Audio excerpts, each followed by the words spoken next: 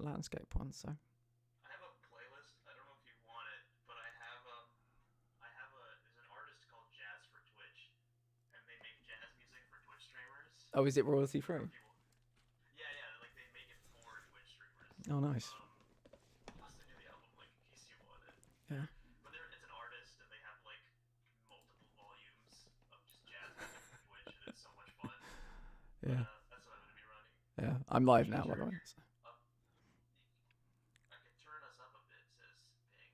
okay. Okay, I'll go up a bit, and then Plat will go up. All right. Hi everyone. Welcome, welcome.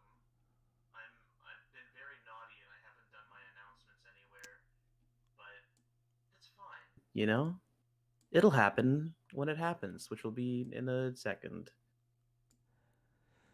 So Zoe, let me know. Let me know about the volume. Okay, nice. Oh, and the chat's working There's as well. the That's good. link. Copy. Hello, Deetra. Howdy.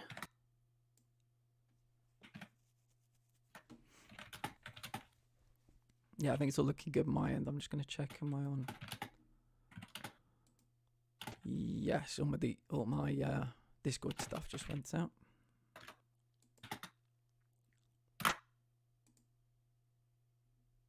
Oh. Let's see. Let's open up. Why do I keep? Mute that. Platinum. See what your stream There we looks go. like. Yeah. Yeah.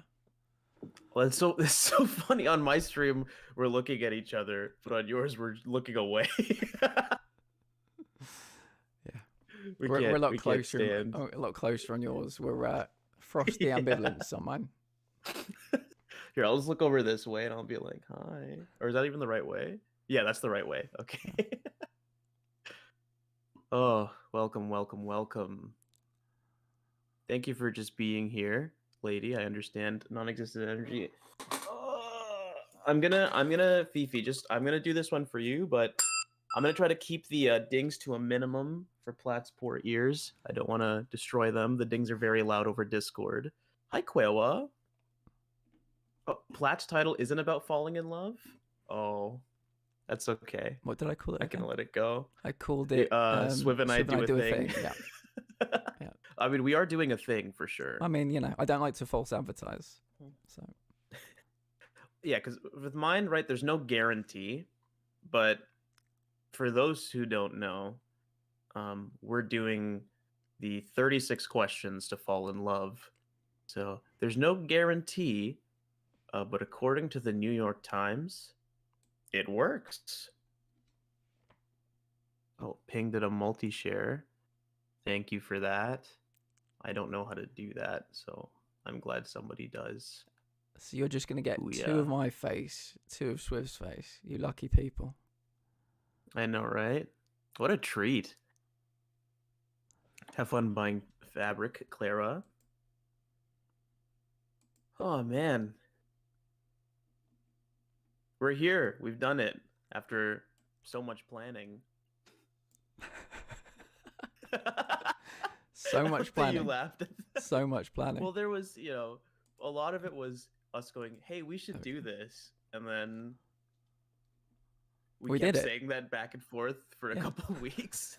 But yeah, we were deciding what to do. I think that was the problem. I thought it would be fun to have me teach you to do my accent because I know you like to do some impressions, particularly of me and some other people. So I thought a whole stream of that would have been. That would be fun. Yeah. Because I know you're very soft spoken in the way you speak, and it's very gravelly.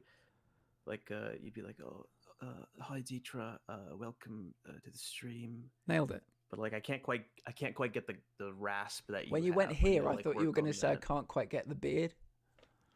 I can't get the beard either. Is the problem? I got the beanie, but I haven't got the beard.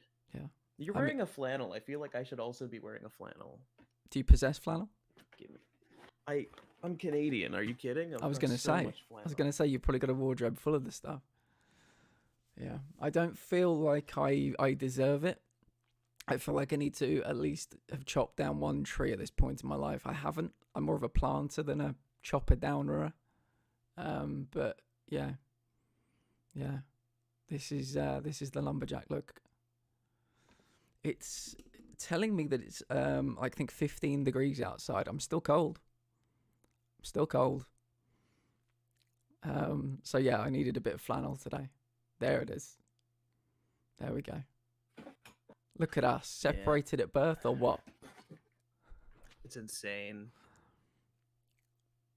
I'm not gonna put the beanie on. That's kind of your thing. I'm not gonna. No. Do you remember the time you were wearing a grey beanie and I said, right, I'm gonna have to change my plan to wear a grey beanie that day because it's just bad luck. But yeah, I think you should stick a beanie on. I think you should. I just need to grow out the beard and then I'll be all set. Yeah. That's it. There we go. That's it. What do we think? See, now this twins or what? Is something else. It's like looking into. Yeah. Hey Ping, how you doing? Oh, actually, I haven't really said hello to anybody yet. Shall I say hello to some people? Zoe, welcome in. Dietra, welcome. Bastet, welcome. Ping, welcome. How are we all doing today? Bastet can't tell who's who anymore. It's like looking into a strange British time machine for me.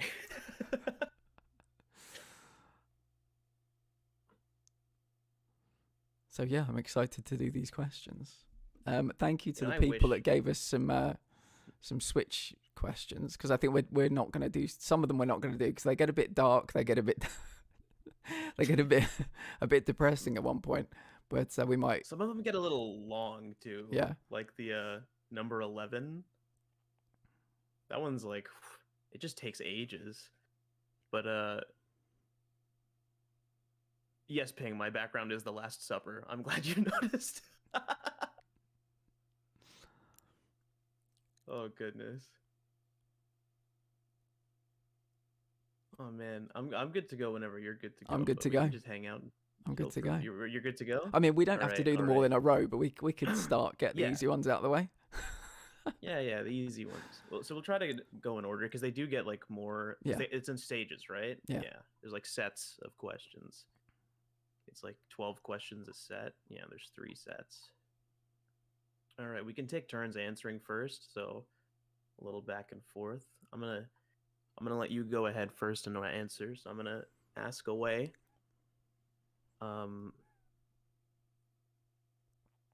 Given the choice of anyone in the world, whom would you want as a dinner guest? That's a really good question. I don't know. I think I probably want to talk to somebody that was quite funny, quite entertaining. I wouldn't want them to feel like they were, on during dinner, but I'd want to maybe just probably somebody like Jim Carrey. That would be a fun dinner guest. Yeah, for the person that's most represented in my DVD collection is Jim Carrey. Always been a fan. So yeah, I think it'd be nice because Jim Carrey also is someone that's very outspoken about their mental health. And I think once they said that they refused to ever leave their house, they got to a point where they couldn't leave the house without fundamentally acknowledging that every single person they would meet had their own kind of mental health issues, and it wasn't just him. So I think I get we'd laugh, we talk about important things, some deep things. I think it could be a good evening. Yeah. What about you? So this is hard, right, for me, because there's a lot of good people to have as a dinner guest, as in any case. Jim Carrey's a very good choice. I'm kind of sad I didn't think of that now, but Canada's own, right? He's Canadian? Isn't he Canadian?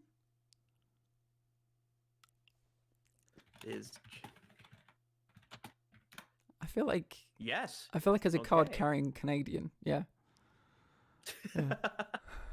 Hi, Natasha. Anyone in the world, it would have to be a musician. Actually, definitely Matt Halpern. He's the drummer from Periphery, and he's my favorite drummer. He's the reason I became the musician I am today. I think it would be nice, just like, they say never meet your heroes, but I feel like we'd have a lot to talk about in terms of music and playing drums and being in the kind of bands you are. Dietrich's trying to get me riled up right now.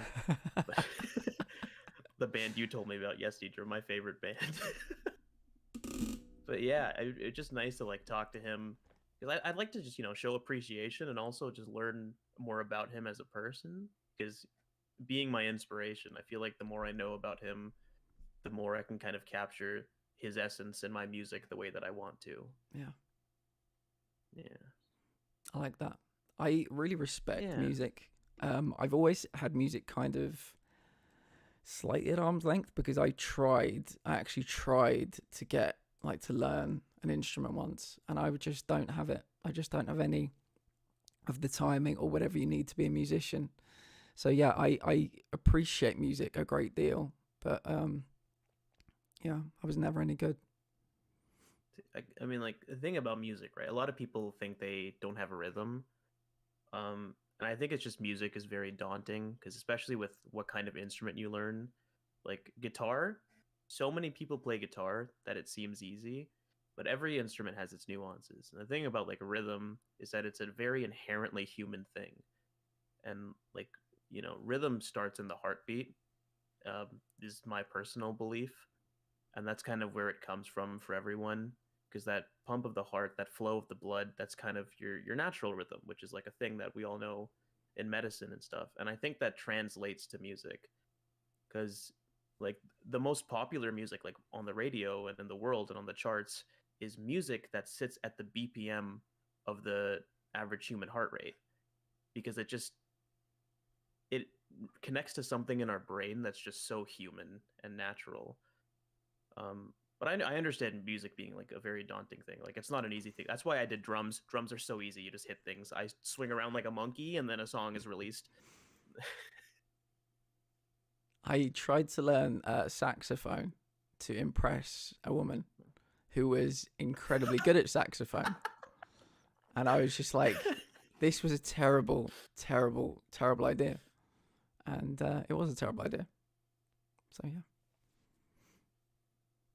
Saxophone's a hard one, but it's a beautiful instrument. Yeah, that was me going from naught to saxophone. Just being like, yeah, this is just a horrible idea. Love trumpet, anything which can reed? Yeah, the love trumpet. Yeah. Anything with a reed, I don't touch. Too hard. Too hard to do. Right, you want to move on to question 2? Yeah, are you okay reading them? Because like I said before we went live, everything's gonna collapse in on itself if I start moving it around. Yeah, so just in case people don't know, I looked at the Cosmo questionnaire 3 times and then it locked. It locked itself behind a paywall. So I don't think I have access to it now. I may do, but anyway, it's gone. So yeah. I don't know how I haven't opened it 3 times. I'm sure I've opened it like at least like 6. I just didn't I got lucky somehow. It might be a like an EU, like UK thing. I don't know, but maybe. Would you like to be famous? In what way? It's 2 questions in one, but So you're going first this time? Yes, absolutely. I want to be famous. The idea of like being like a musician, a famous musician, is like a lifelong dream.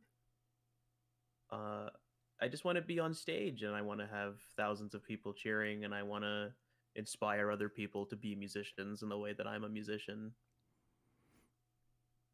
Yeah, I really respect that. That's about it. Yeah. I think that's a really nice reason as well. You want people to feel how you feel. You want to push that joy onto other people. I think that's really good. Using your platform. Yeah, like if I can inspire someone the way that someone else has inspired me, I would feel accomplished. Because it's like I've gotten so much joy out of it, and if I can pass that on, that's really like that's the dream. Yeah. I think in a similar way but different way. I don't know what I would how I would become famous at this point. I don't know what avenue I would take other than like maybe Twitch or something, but I think again, having a soapbox to project what I say in these streams all day, every day about, you know, mental health and positivity and trying to create a welcoming environment for people. Just pass on some of the lessons I learned from my health struggles and just on a larger scale, try to grab the chronically ill, the chronically depressed, the chronically in pain, and just make something like this community even bigger, I think. But yeah, it's about having a platform and about having like is it they call it like the human megaphone or something, just to be able to reach more people. But yeah, I think that's why what I would do to be famous. I don't know. You know, just be an influencer, you know. Hmm. Like, I feel like when you're pushing out the positive vibes, they will come back to you, you know? And I feel like a lot of people gravitate towards that, whether they understand they need it or not. I think everybody needs that. Yeah. Yeah. I think, again, also a very good reason to want to be famous. That's really nice. Man, we're awesome. What the hell? Yeah. Let's do it. Let's become famous. Decision made, right? That's how it works. Yeah. Yeah. Everybody tell everyone you know to look us up because we're famous, and we'll help them out in a way, vaguely. And all for free. I'm certain of that as well, right? Yes. Yeah.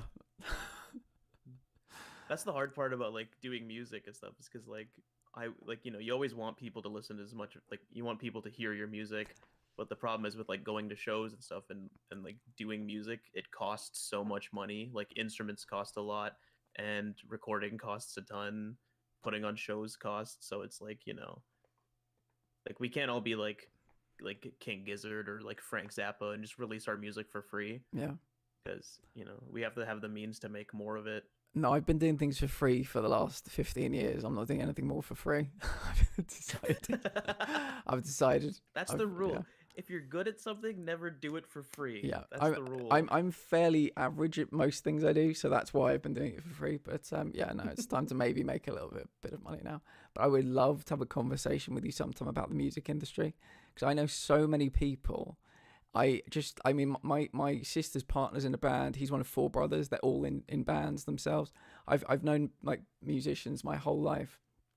I would love to talk to you about, as an outsider in every sense, about the music industry, because it seems like the most broken industry of all of the major types of media. If I was in my kind of spare time to relax, I would like watch TV or watch a film or game. I'm not someone that's necessarily just would go straight to music. But yeah, that's a conversation for another time. The music industry seems like irreparably broken in so many ways. So yeah, I'd love to pick your brain on that. Oh, absolutely. I'm so happy to talk about that whenever you want. Well, we could continue this. It might mutate and evolve into different ways, but we can have some more of these for sure. All right. You ready for question 3? I'm ready. My body is ready. This one's a doozy. Before making a telephone call, do you ever rehearse what you're going to say? And if so, why? So my friend Mitu Jakarian, we don't actually talk anymore. We kind of fell out. But Mitu sent me a meme once, and it was a picture of somebody's like a calendar, like a page from their diary. And it was 6 hours saying preparing for call. The call was 5 minutes long, and it said 4 hours like recovering from the phone call.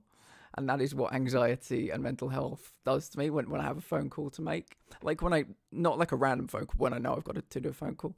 So I will torture myself by preparing what I'm going to say in this phone call over and over and over again till I just like spew it out. I don't have to think about it. And then I will curl up in the fetal position for 4 hours under a duvet and just wait for the next day to happen. So yeah. What about you? That's so I feel that so hard. That was like me in high school for a while, but then I got into this mentality of like I'm gonna have to do it. So I I find that I act really well under pressure, like in terms of like I'm very bad at preparing things.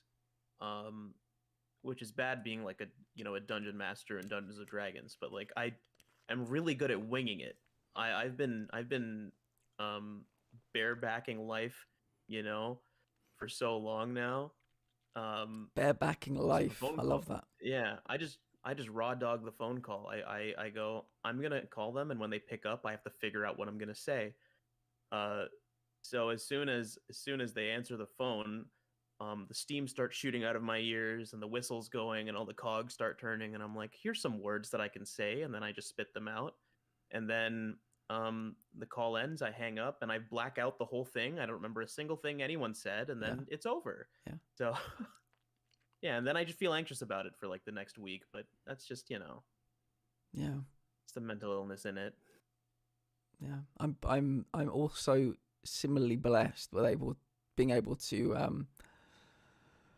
kind of just get through things without prep. But it was when I did a podcast, I just did no prep, and when I finished the podcast, I ultimately thought it could have been better, and so now I do try to actually prep things, but we did nothing for this, did we? We'd have to agree No, that we. I Like, got an idea at work, and then I pulled out my phone on my forklift. Don't tell my boss, and I texted you, and I was just like, "What if we did this?" and this is like a month later, and we're literally here, and that's all the Yeah, prep we did. Yeah, I think I don't even have to scroll up to see our messages from that point to now, yeah, like in the they're just right Discord. there. Like, Yeah, uh, yeah. raw dogging the questions. Can I just say, and this is to everybody in both chats, Swiv's steak with cowboy butter looked so fucking superb. I'm editing that right now for the podcast, and so I was actually reliving that moment today, coincidentally, and it looked just so fucking good. I can't even tell you. If I ever come over there, Thank you. I would. Oh, Yeah, for sure. I'd be honored I'm to making try you that. You come over here, I'm making you whatever kind of steak you want with whatever side you want. I'll pair it with wine too. I've learned some stuff about wine pairing from my buddy who did a full sommelier course. So Sounds like a plan. I'll hook you up. Yeah, I'll hook you up with Nice. a good meal. Do you on phone calls, do you ever like find that you're like holding your breath when you talk?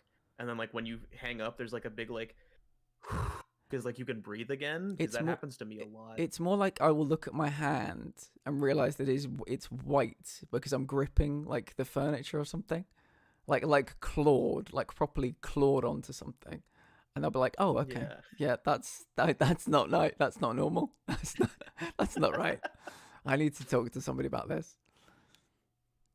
No, I get it. It's just that way, you know? That's how we survive. Yeah. We make do. Hi, Dino. Welcome.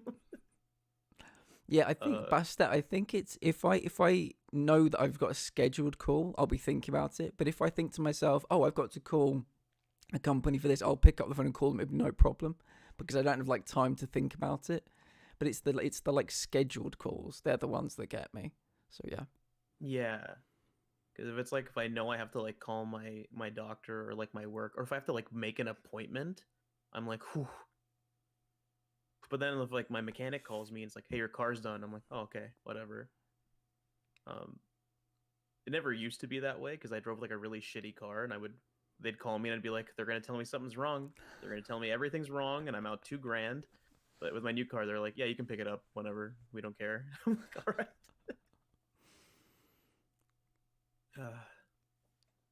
All right. You ready for question 4? so ready. All right. What would constitute a perfect day for you?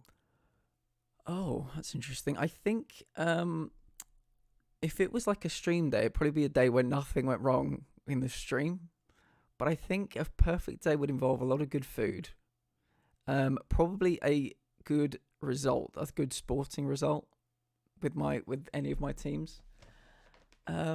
Just a day probably I could do a perfect day, but it was just me actually, when nobody was annoying the ever loving fuck out of me about something, or I wasn't getting called or pestered by people, and I was able to just relax, do my thing. I hate to interrupt you.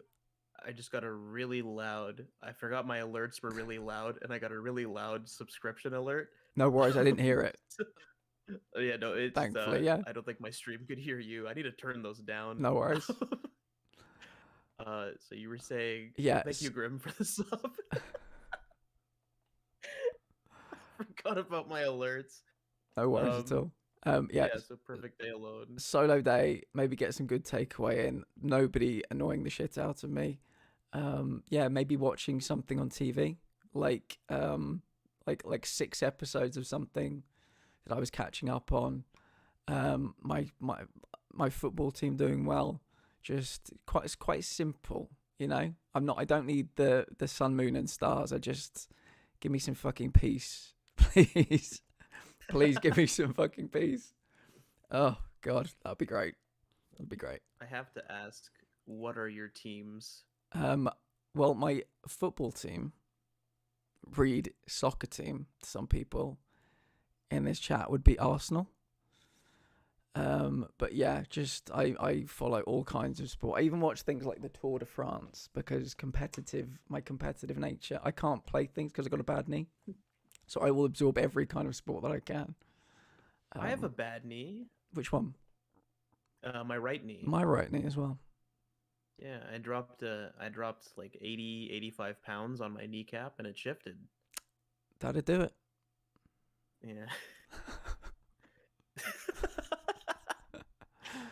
I'm a Man U fan personally. My brother-in-law's a Man U fan, and all his family are Man U fans. Yeah. Anything but Liverpool. Yeah. 100%. Yeah. I'm glad we can agree on that. Yeah. 1998 through to like 2002, the greatest rivalry there'll ever be. Arsenal, Man United. So that was a good time to be alive. Bastet's asking if we've fallen in love yet. We're 4 questions in, Bastet. We'll get there. Don't worry. We're not pushing the twin beds together yet, Bastet. Yeah. Our Minecraft beds are still in separate rooms. Okay, Deetra, relax. So that's your perfect day, you know? All alone, no one bothering you. Some good sport results, some good food. All to me. Everyone else can fuck off for the day. That's the key part of that. What about you? As much as I love, my peace and quiet, I think for a perfect day, it would just be me and the homies gaming uninterrupted. No one knocking at my door. No one asking me for favors. My phone, silent. As much as I hate having a dry phone, sometimes it's like the worst thing to get a notification because it's like, holy fuck, please, I'm begging you.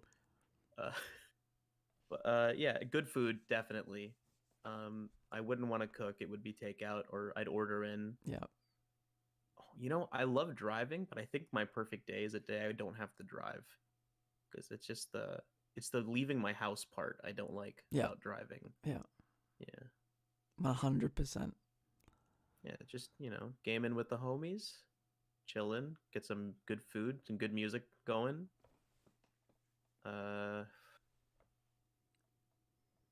Maybe a little rain. I like a little light rain, Oh, I love the rain. Yeah. Fuck it. I love a storm, actually, but yeah, love the rain. Yeah. Like a little autumn breeze through the window with the little pitter-patter of rain outside. I like how both of our perfect days are just days where it's peaceful. Yeah. Because I feel like for some people it'd be like, oh, I want to go to an amusement park, or like I want to go to the beach and or like a party. But there's something so nice about just a little quiet time, Yeah.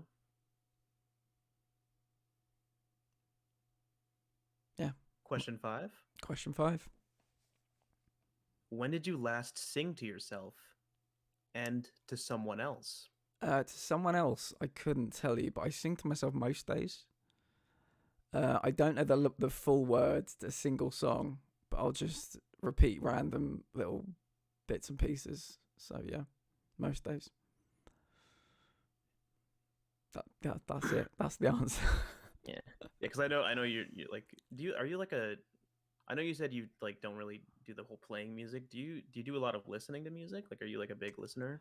The I have like a playlist on YouTube that's like very long, but like it's super eclectic, and I might add one song to it like every 6 months.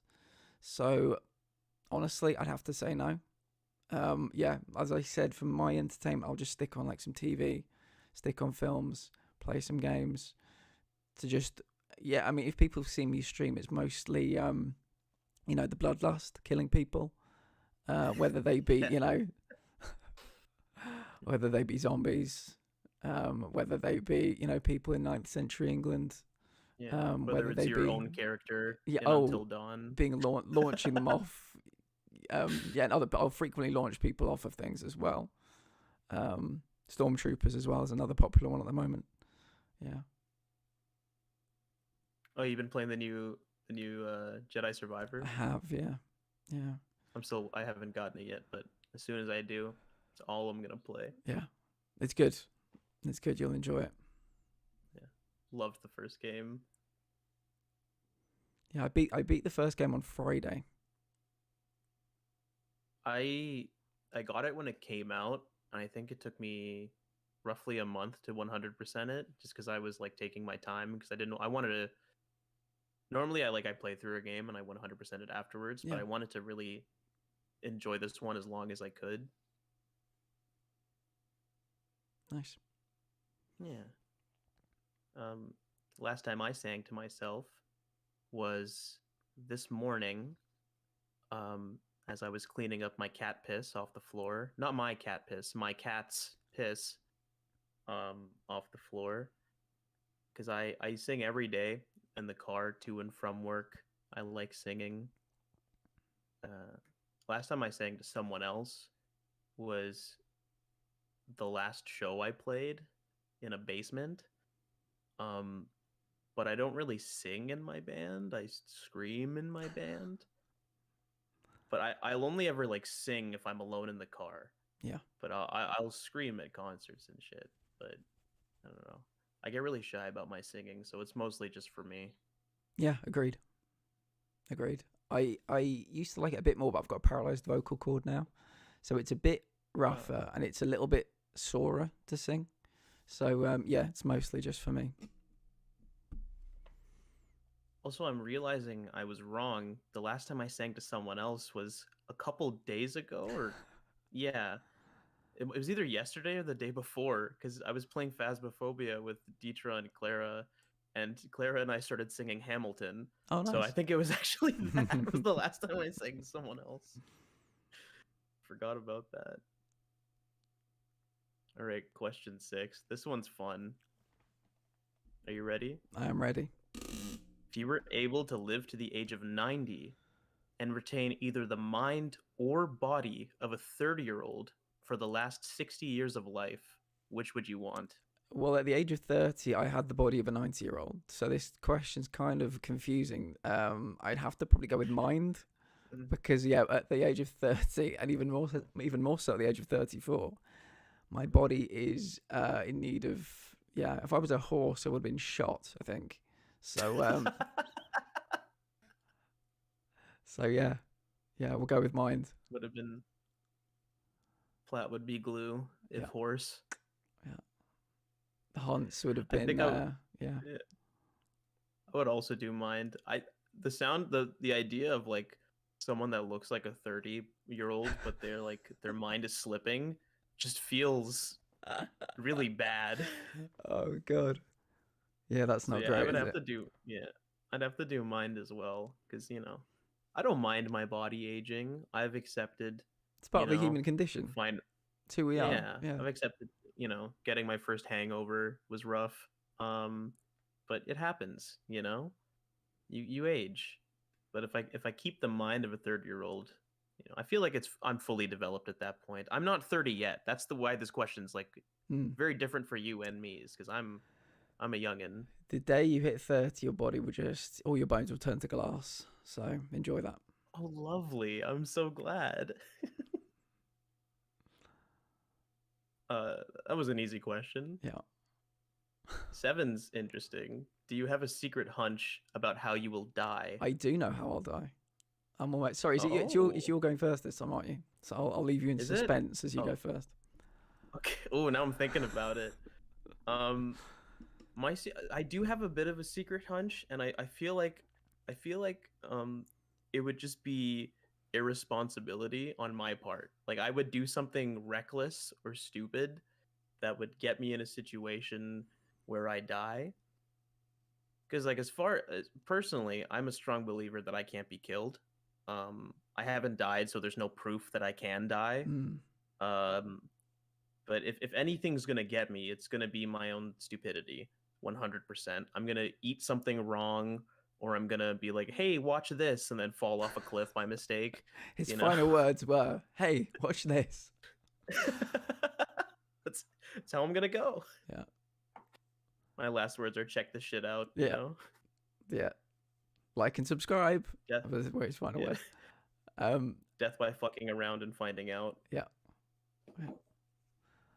I think it's possible I'll go by sexual misadventure. It's possible.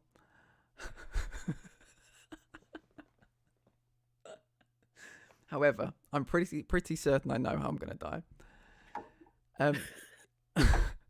You know, you get those like, so you know when you get like a bottle of water, right? And you know you kind of, you had bisexual misadventure, bisexual misadventure. There we go. So you get those bottles of water, and they've got like, you know, when you have like to twist them off, they've got like the kind of little edges that they really like cut into the hands. Do you know what I mean? So I will die choking to death on something with a bottle of water in my hands, and my scarred, ripped palms won't have been able to open the bottle of water. It's a kind of recurring thing with me. It's a kind of a recurring thing with me because I cannot open those bottles. I don't know what it is about my palms, but I can't open those bottles of water. So I'll choke to death in a situation that could have easily been resolved had I been able to drink. But that's how your skin is so silky smooth. There's no friction for the bottle cap to grab onto. Must be it. Yeah. Yeah. That's why you call your buddy Swiv with, you know, the rough calloused hands of a labor worker. I'll crack that sucker right open for you. Easy peasy. I appreciate you saving my life. Yeah.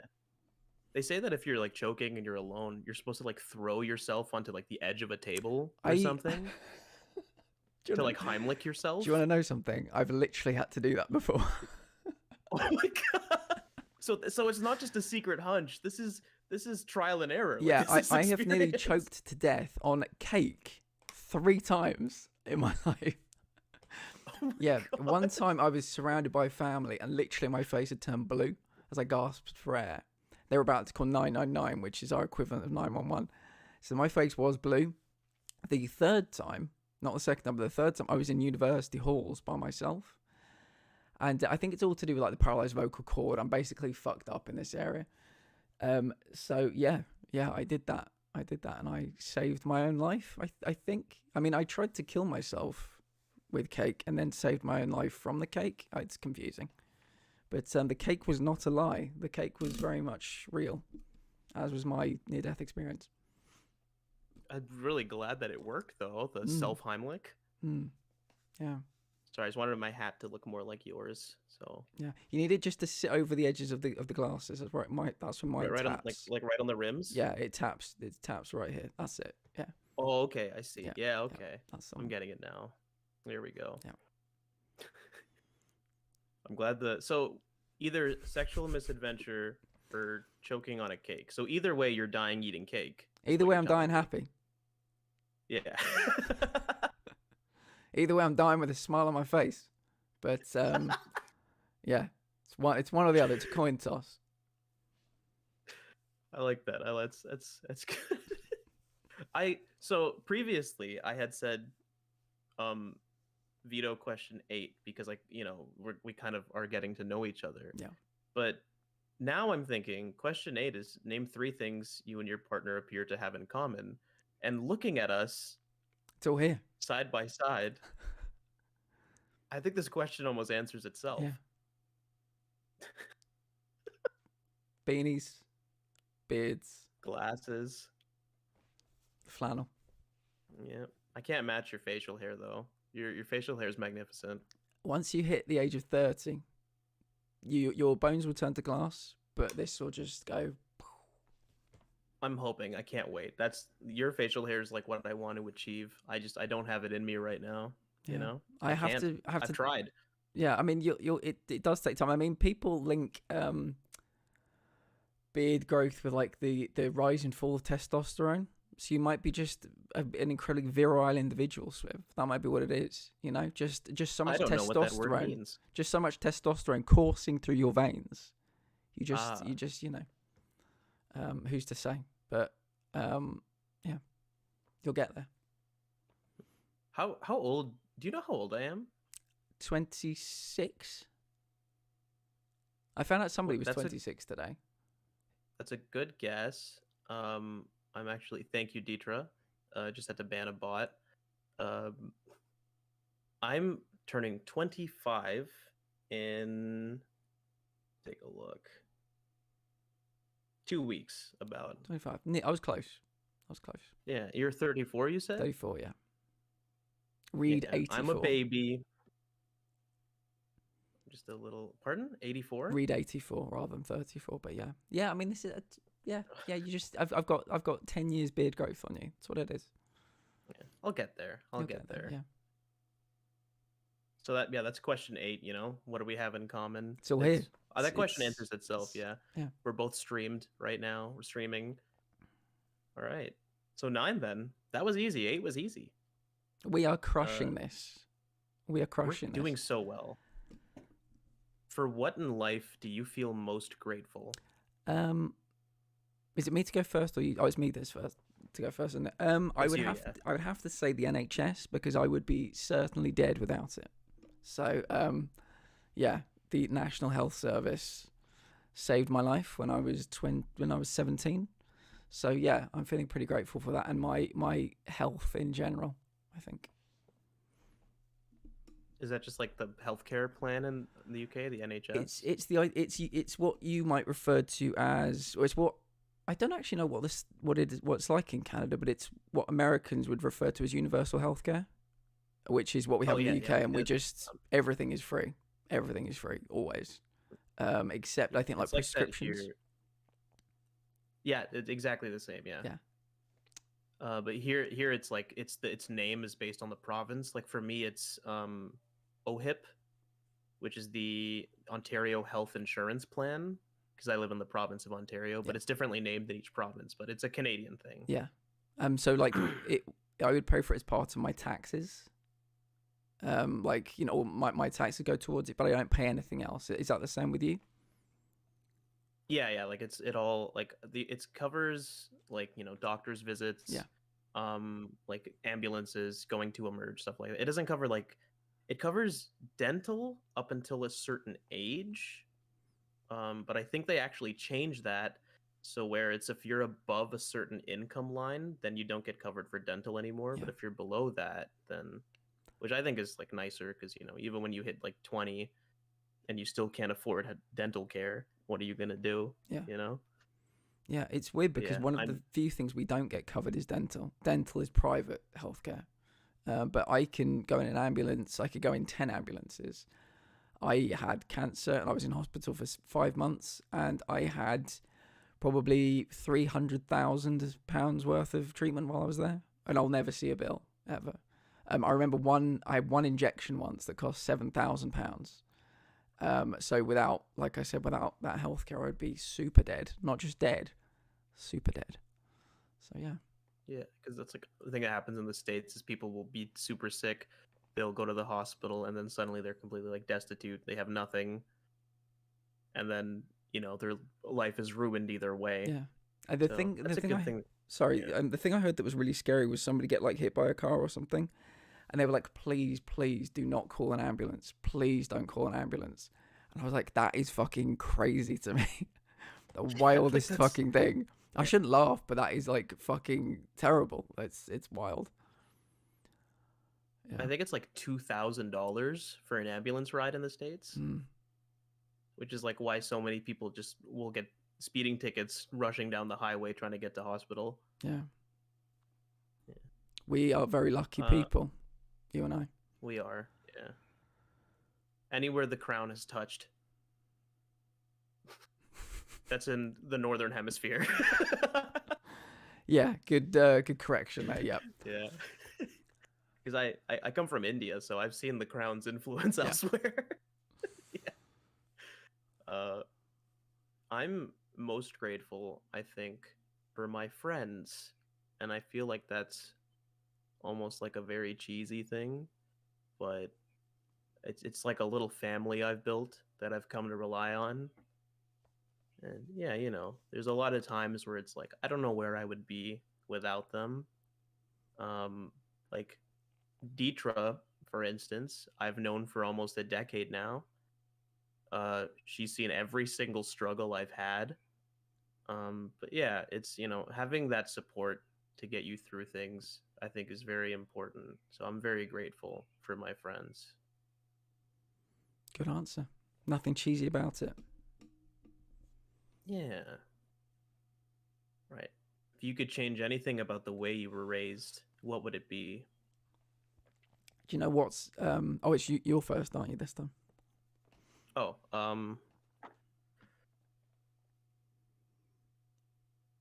I so I come from like a family where it was a single parent. It was just my mom, and she was like working all the time.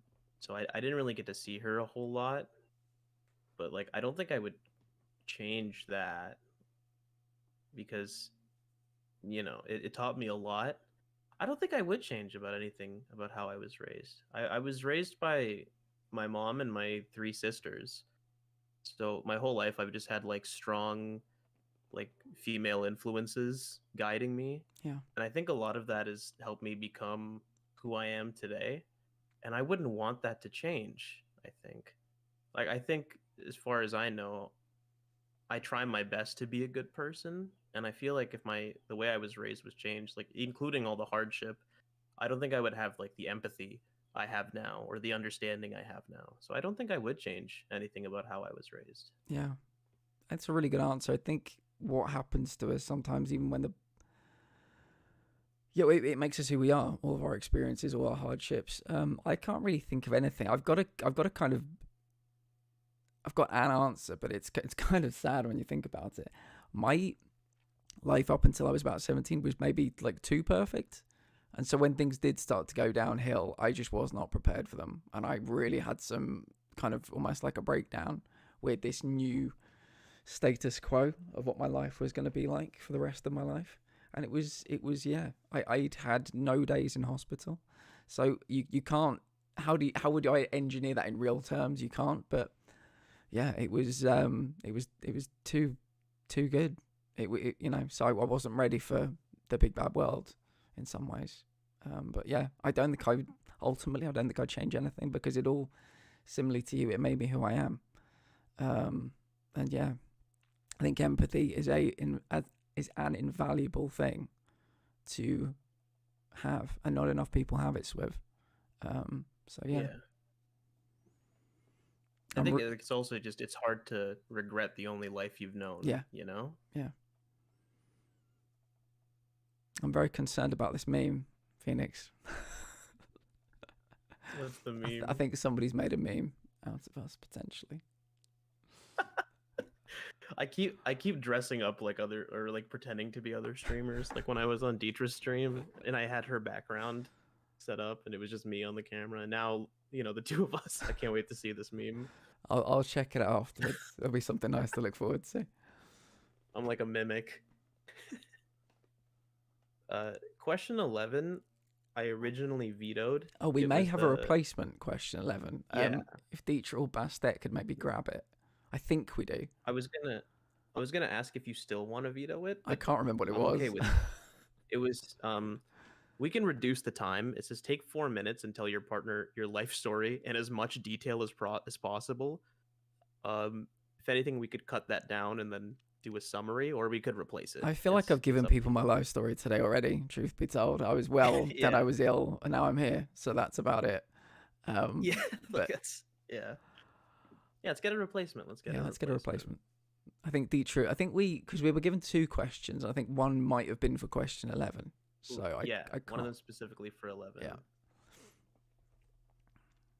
Well, you can read this one. You can see this question. If I apologize if Swiv and I disappear. Okay, no, I'll read it. You're good. You're good. Does a particular food meal hold special significance for you? What food meal? I think you're up first this time.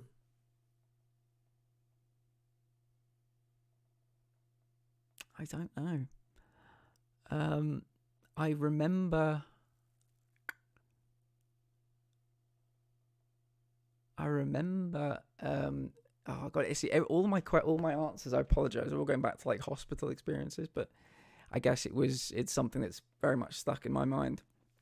I had some treatment once, and it meant that I couldn't taste anything for the next 2 months. Like, I had no sense of taste. And so I remember this was in central London, and my mum was ordering us, orders us pizzas. I just remember having like this pizza and finally being able to taste something after 2 months.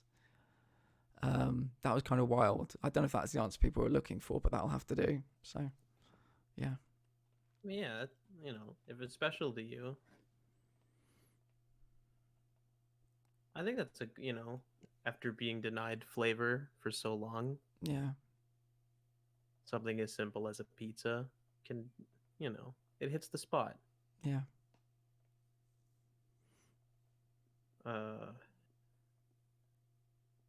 I think for me,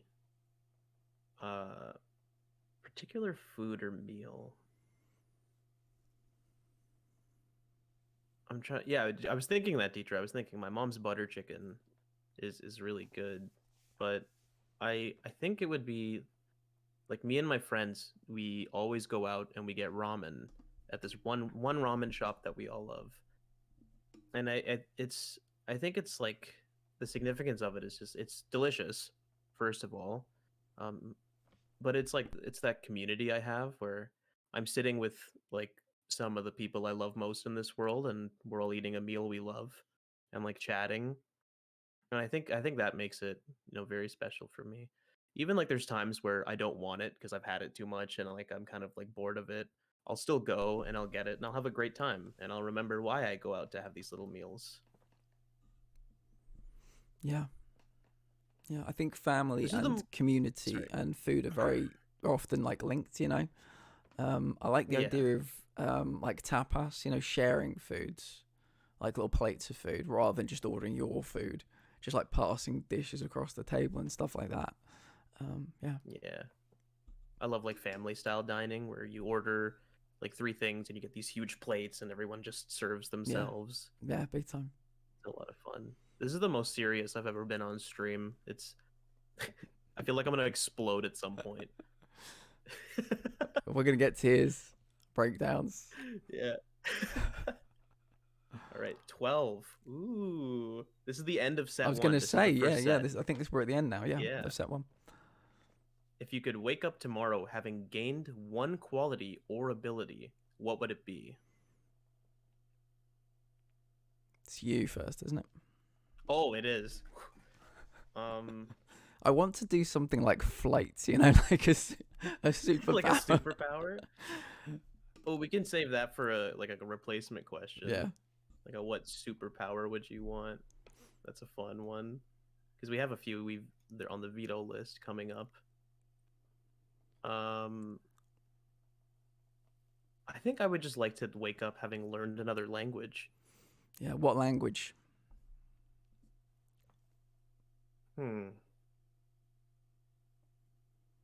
Mandarin. Mine is Japanese. A lot of a lot of like just good use. Those are very employable languages to know. It's interesting we kind of locked onto a certain part of the world, but yeah. Yeah, because I think those are like the hardest languages to learn, in my opinion. Right next to English. Duolingo stream inbound. Oh, hop on Rosetta Stone. Oh, I've got a Rosetta Stone. I got it like 15 years ago. It's hidden away somewhere. I can't even remember.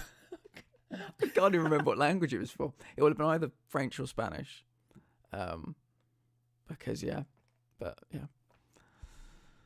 My work gives us like discounts on. We get like half off on Rosetta Stone, nice. And I just haven't used it because I'm a fool.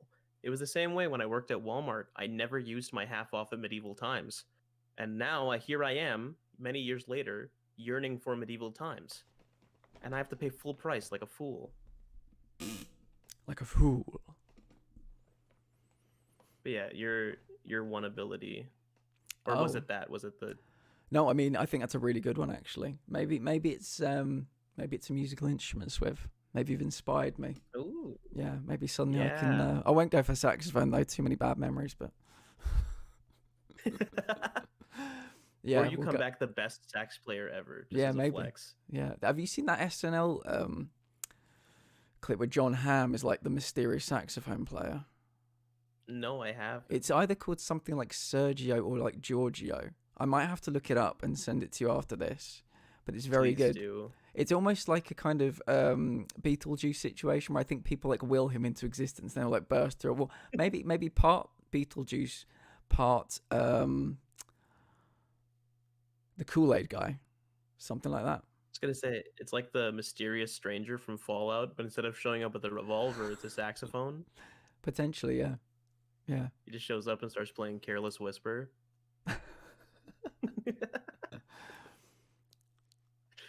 Dietrich says I can't say that name again, so I won't. Oh, no, you have to say it in a row. If it's not in a row, it doesn't work. I've seen the musical. All right, set 2. Are you ready? Let's go. If a crystal ball could tell you the truth about yourself, your life, the future, or anything else, what would you like to know? So I guess if it's like a you get a one question type deal with this crystal ball, I'm guessing. Oh God, I don't know. The only answers to this I can think are quite depressing. I don't know. I might have to pass and come back on this one. You want me to take the reins on this? Maybe, yeah. And go first? Yeah. Okay. All I'm going down the route of is like, how many people at my funeral or something really fucking depressing. Super depressing. I can't think of anything kind of light. I don't know. But that's like such a valid thing because you'll never know. And I think about that a lot. I always wonder like who's gonna turn up at my funeral. Yeah. I went to a funeral once of a person that was in the year below me in school. And there were hundreds of people there. And it was in Canterbury Cathedral. And there were like hundreds of people there. He was a kind of prodigy pianist, and he would have gone to university, and I think he was accepted at all the major music conservatories? Is that the word? Like up and down the country. And he had hundreds, and I remember being there like, I will never have this many people at my funeral. I was like 23 at the time, just thinking like, this is wild. This is absolutely wild. Glad we're gonna be famous, so there's gonna be. It's gonna be like Freddie Mercury's. All the hangers on. We're gonna be famous. All the groupies. Yeah. All our enemies. All our frenemies. Yeah. Yeah, because we've already decided we're gonna be famous. So. Yeah, and that's half the battle, I think. Yeah. Yeah, you gotta want it. You gotta really want it. And I feel like you and I might go out like Butch and Sundance at some point. You know. I don't know. We might make some powerful enemies. Who's to say? Oh, definitely, for sure. I have so many enemies as it is. But yeah, if I were to ask the crystal ball anything about the future, because like I wouldn't ask it something. Also, love you, Winifred. Thank you for stopping by.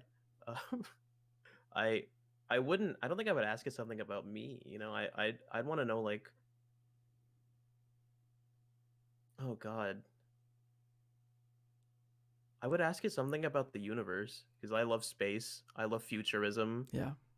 Like I'd ask it like how much life is out there because I really I want to know, you know. Mm. And I know I'll never see it. I'll never get to go there, but I need to know. There's something I need to, you Yeah. know. I remember like a while back, somebody was asking me about like if you could talk to. I suppose it's quite a similar question. You know, if you met God, and that you could ask them a question. I wanted to know what was the most supernatural thing a human being had ever seen, and to be able to see what they saw. I think that would be quite fun because I get the sense that there's something, but I just don't know what. You know. So yeah, I like your answer. I like your answer more than I like my answer. All answers are good answers.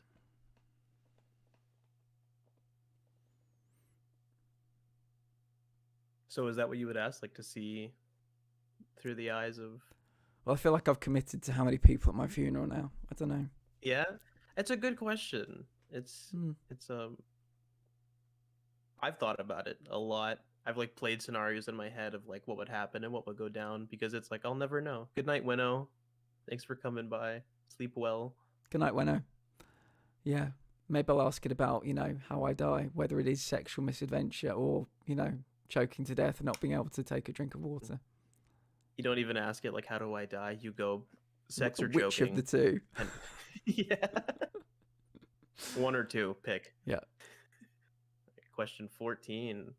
Is there something that you've dreamed of doing for a long time? And if so, why haven't you done it? Is it you first or me first? You first.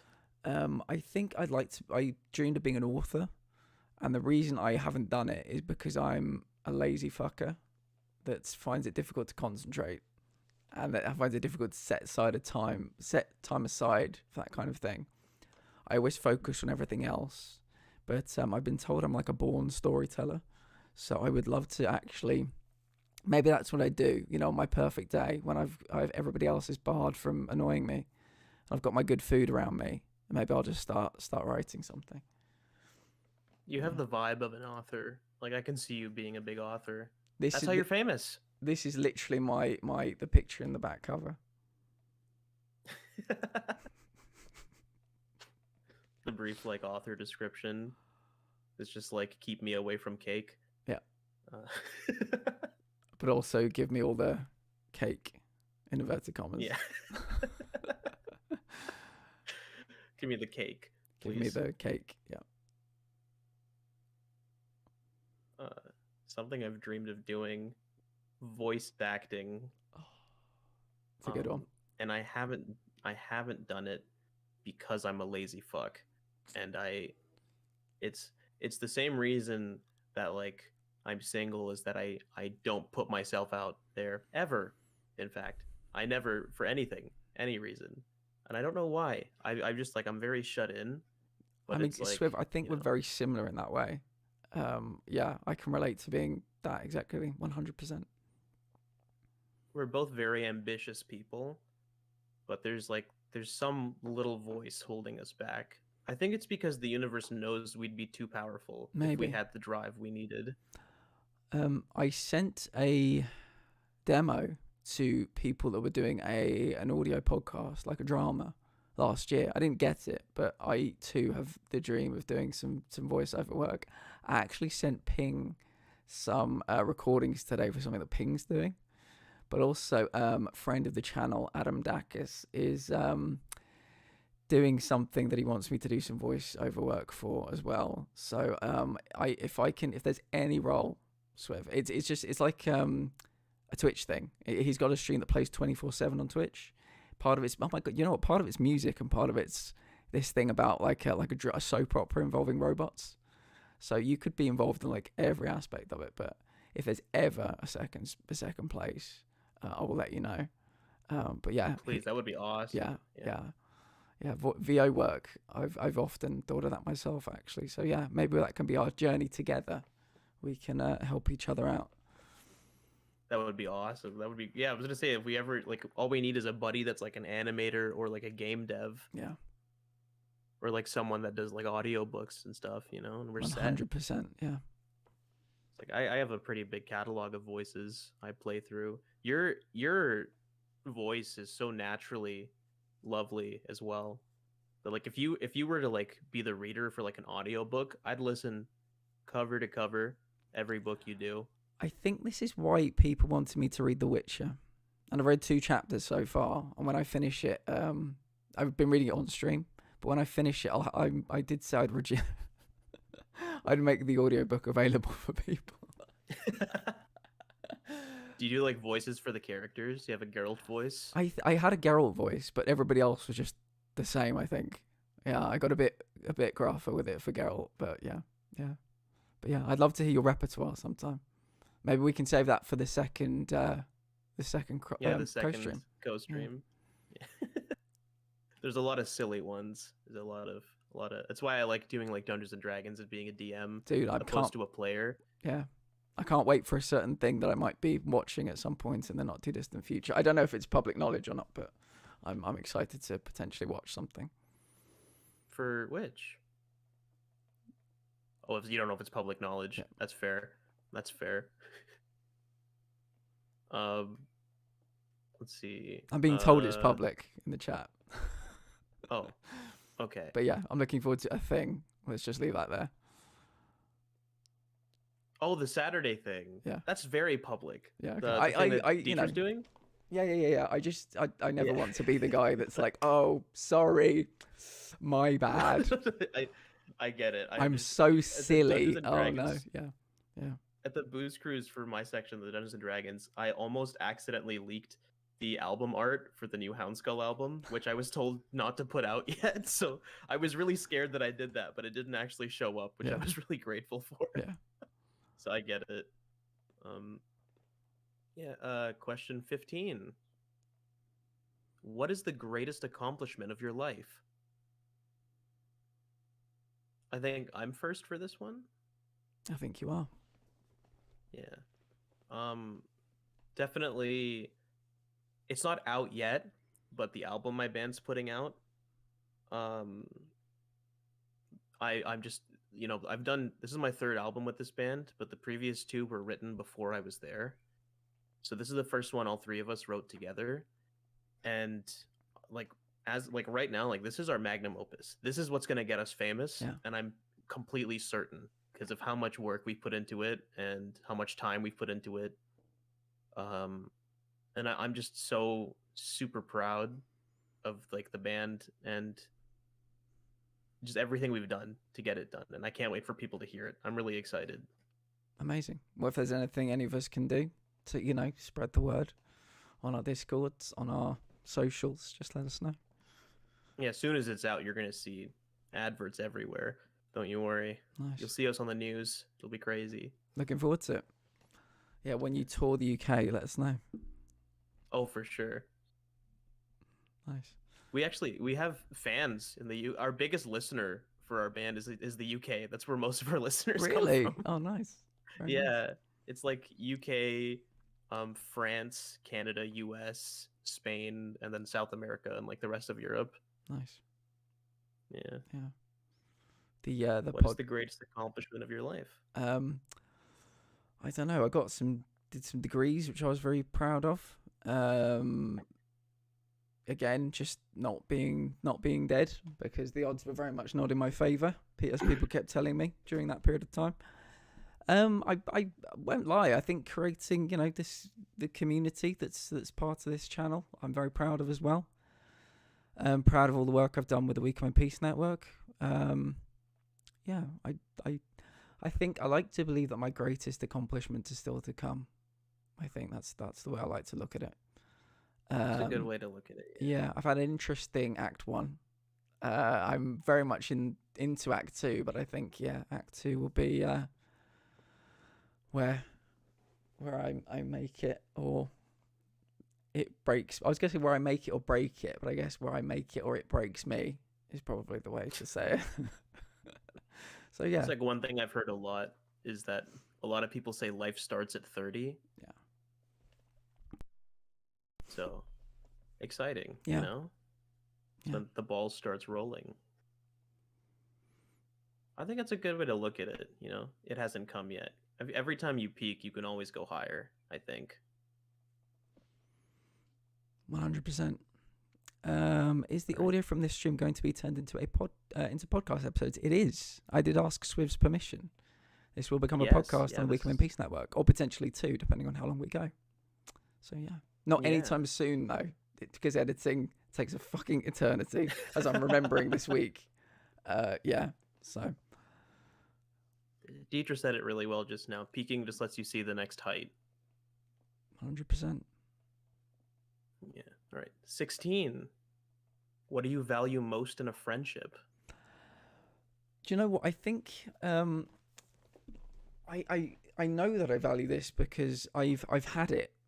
And obviously, you know, as you get older, you kind of just lose friends just because of, you know, geography and apathy and things like that. But I love having someone that has your back as a friend. You know, I could go out into the town and tell people that, you know, the sky was green and the grass was blue. And if somebody just had my back, they would just fucking, you know, they'd come out and defend me about it. You know, other people might be kind of laughing at me, but they'd just come out and defend me. So it's a pretty poor example because I would be objectively wrong. But just when people have your back, loyalty's a big one as well. But you know, I've had people that maybe weren't so loyal in my life. But yeah, just I miss having that. Just like, you know, brother in arms or something. We just got each other on a cellular level, and just having people really have your back. That's an amazing feeling. And some people, you know, may go a lifetime without that. I've gone a little while without that, but that's a very special feeling to have. So yeah. Loyalty is a good one. I feel like that's, you know, it feels like the bare minimum, but it's surprising how often you won't get that. Yeah. For me, it's definitely honesty in every capacity. Like if I'm being a dumbass, I want my friend to tell me I'm being a dumbass, you know? As nice as honesty can be and as brutal as it can be, it's all I want. Yeah. Because, like, you know, sometimes I need to be humbled. Sometimes I'm being a fool, and I need to know I'm being a fool. And like I have a lot of friends like that as well. Like the bassist from my band is very blunt, and that turns a lot of people away from him. But for me, it's really what drew me towards him, because it's like I never have to wonder what he's thinking. He's gonna tell me. And I feel like it reaches a point of like openness as well, where it's like you're unafraid to be heard, and I really like that. Yeah, it's really interesting that you say that, because I have someone in my life and they would describe themselves, or they did describe themselves to me once as being blunt. I think it drew me to them in the same way that it drew you to your friend. Because yeah, I think it's an interesting quality to have in a person. Yeah, good answer. Yeah. Right. This is 17. What is your most treasured memory?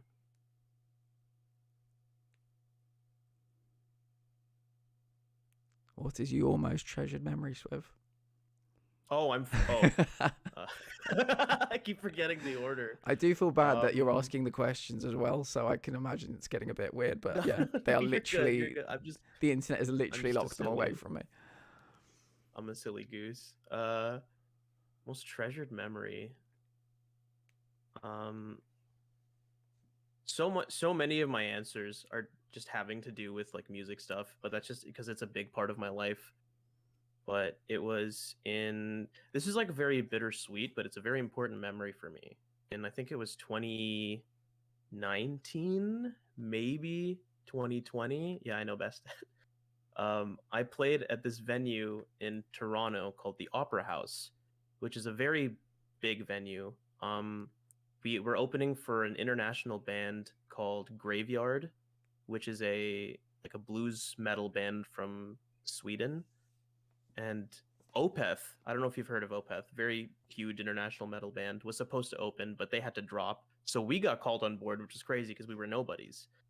And we played for the biggest audience I've ever had.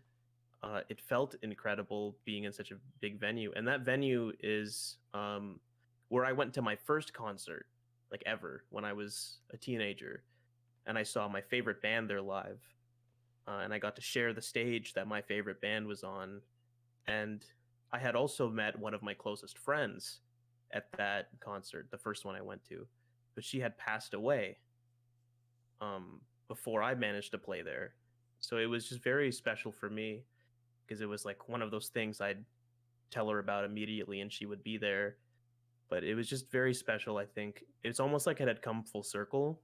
Like it reached a point where it kind of helped me come to grips with that loss. Because the first time I met her, we were looking at this band on this stage, and now I was the band on that stage. And that just felt really nice. I can imagine that was a really proud moment. Oh, it felt awesome.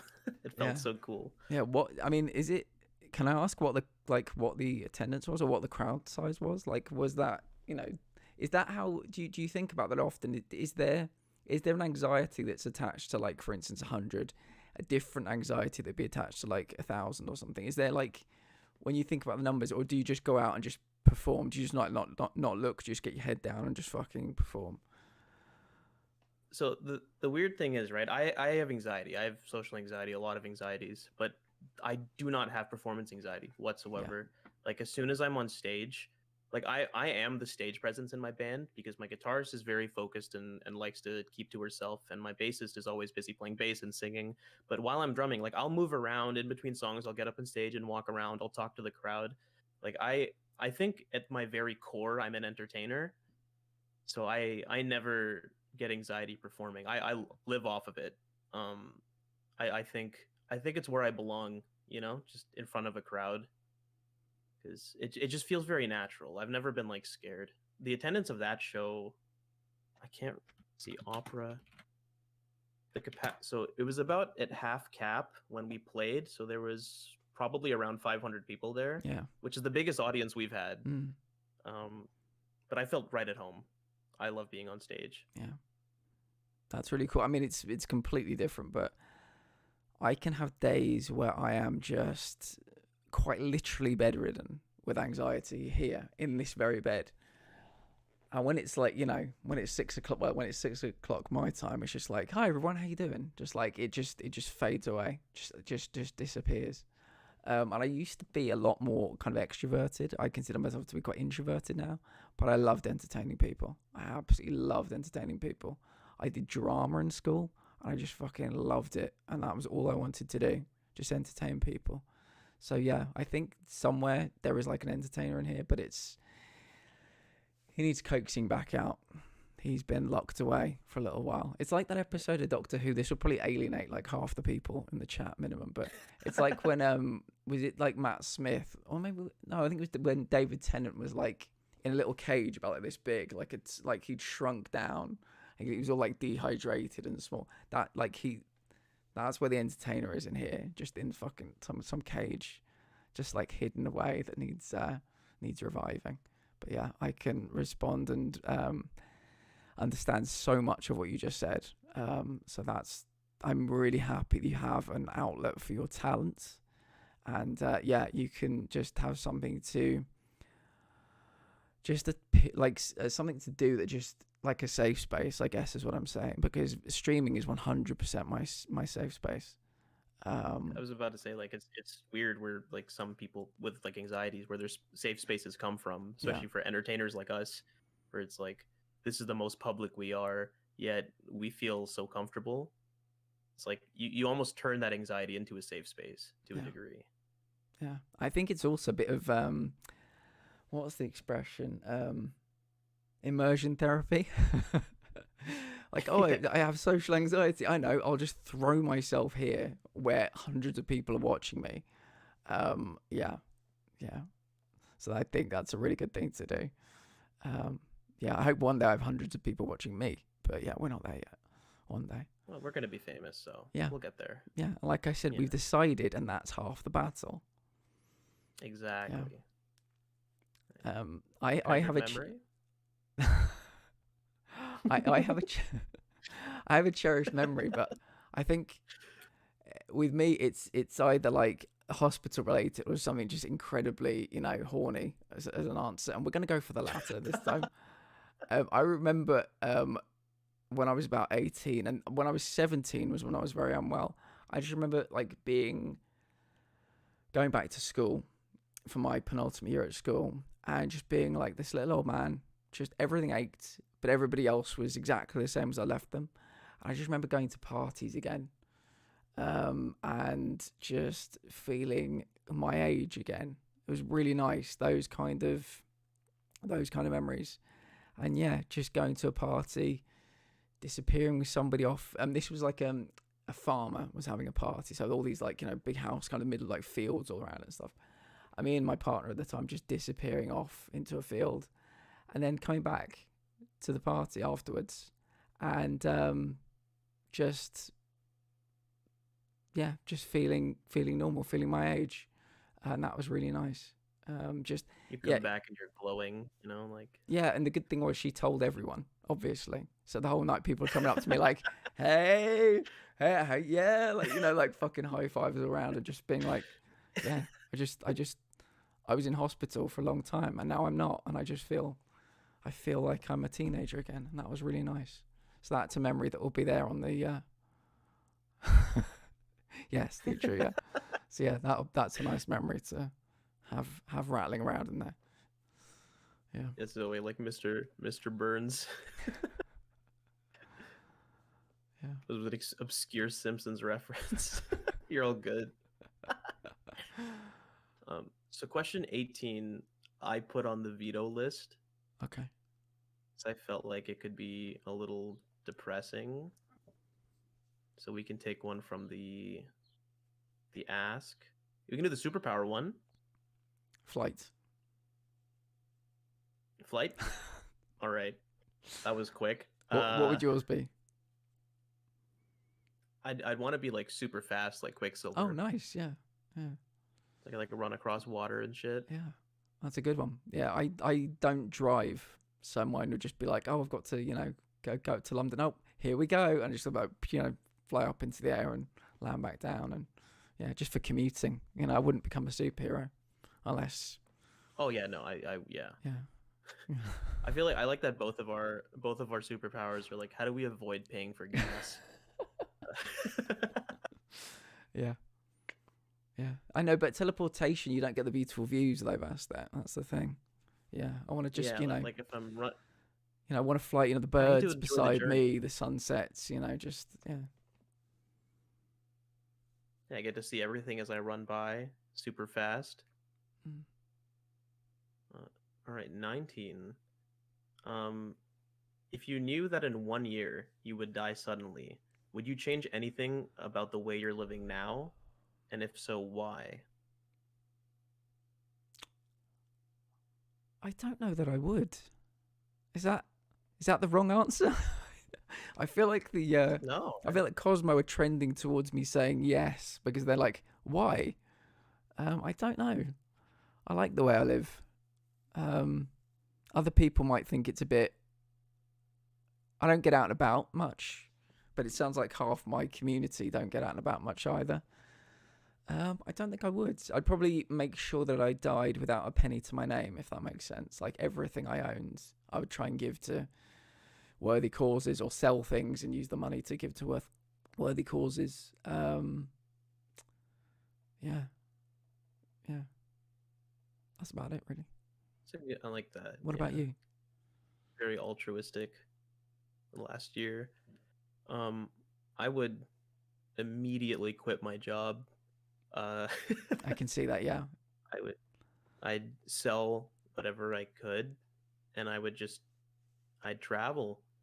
Like I have, I would see friends and family wherever I could travel to. I do my best to travel everywhere that I can or I want to. But yeah, like there's just a lot of people I'd like to see.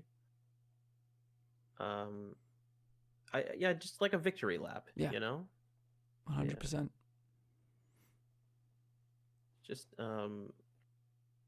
yeah, I think yeah, that's just it. Yeah, I would just like to see everyone that I've met. You know, I would air all my dirty laundry too. I would leave no stone unturned. Everyone will know exactly what I think about them. Yeah. Being fueled by spite, I 20. can respect that. Well, not fueled by spite. It's just spite's in the back of my mind while I'm doing my victory lap. Yeah. Okay, question 20. What does friendship mean to you?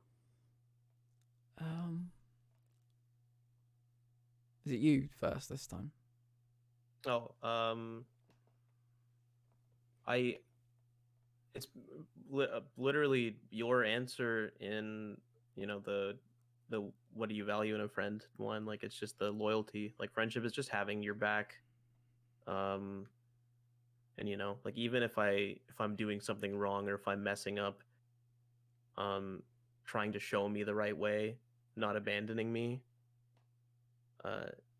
Like, friendship is just, you know, and it doesn't have to be like we talk every single day, because there's some people who I consider my friend that I don't get to do that with. But it's knowing you can go back to this person, not just because you need them, but because, like, you know they've got you. Yeah. What does it mean to you? I think true friendship to me is not having to fill the silences with words. I think the people that I can just be silent with as well is interesting, because I know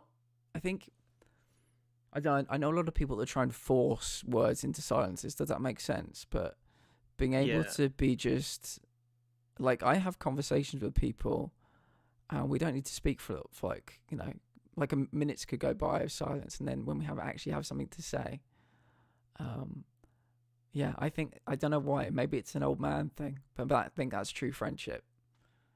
Doesn't have to. We don't have to say anything. It's like, again, I bring this bit of Parks and Rec up quite regularly. It's when Ron Swanson says, I worked with a guy once. I can't even remember what it is now. It's like we never spoke to each other. I don't remember what his name was. Best friend I ever had. Like, stuff like that, you know. I like that. So I think comfortable silence is in any kind of relationship. I think that's like the peak of, that's the sign of like this is 100%. Like, you guys are solid. Yeah. Comfortable silence is very important to me. Yeah. Also, I looked up your symptoms. It says you have network connectivity issues. My symptoms? It's another Parks and Rec reference. Oh, I don't watch Parks and Rec. That's the thing. I do not watch Parks and Rec, but I that was shown to me ages ago, and I was like, yeah, I feel like I know this man. I feel like I know Ron Swanson. Yeah. You do have a very Ron-like vibe to you, except like you're sociable, which Ron is not. I do feel like I could get into woodwork as well. I do feel like I could. I'm sure you'd be great at it. Yeah. Question 21. Sorry. Flat working wood was the joke. Are you ready for 21? Sorry. I'm ready. Didn't mean to cut you off. What roles do love and affection play in your life? I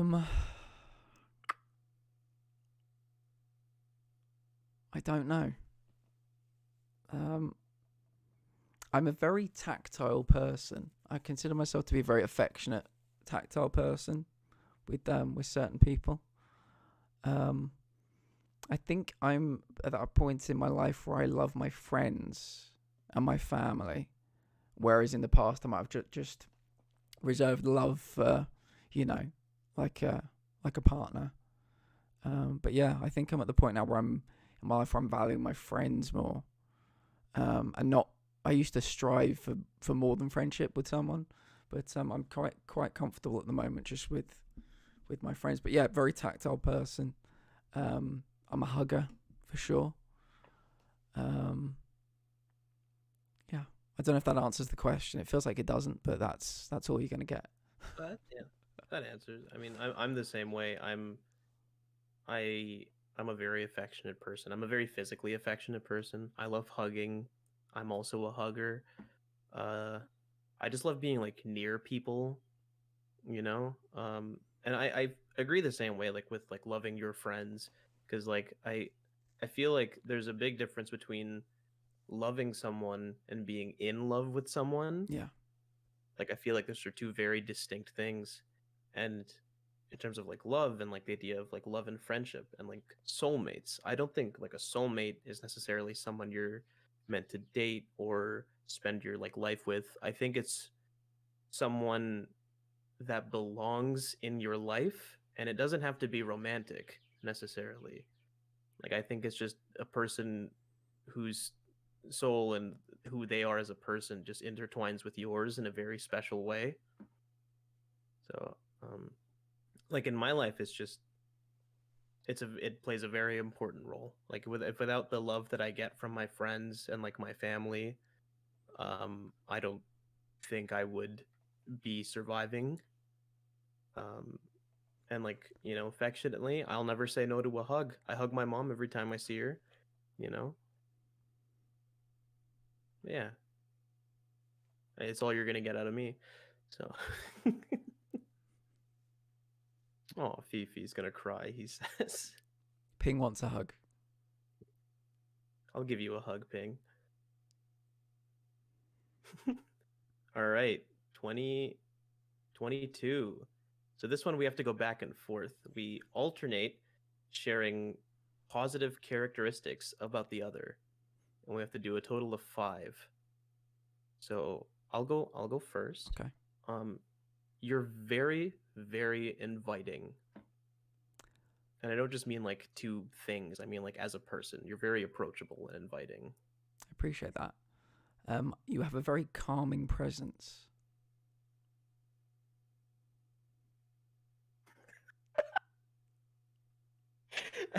You might be the only person that's ever gonna say that. This stream, I felt very calm in your presence. That's good. I'm glad. God, it's hard to like pick out individual ones because there's a lot that I think is very positive about you. You're very understanding of like a lot of things, including like mental health and stuff, which I really appreciate. I feel like you'd be a very good teacher. That means a lot to me. I think you're extreme. This kind of goes hand in hand with the understanding. I think you're very considerate as well and empathetic. Bastet says I need to make you cry. Empathy was gonna be one of mine, so I don't feel like I can use that one now. I mean this in the best way because I really like him as a performer. It's not a musician, I'm sorry to say. I get David Cross vibes from you, and I mean that as a compliment. Even though I have seen him in interviews. David Cross? He's one of the actors from its Arrested Development. Yeah, you remind me of a performer Tobias? that I really enjoy. Not necessarily the character Tobias, but David Cross. So yeah, I like that. You I like remind that me of a performer that I enjoy. Yeah. Yeah.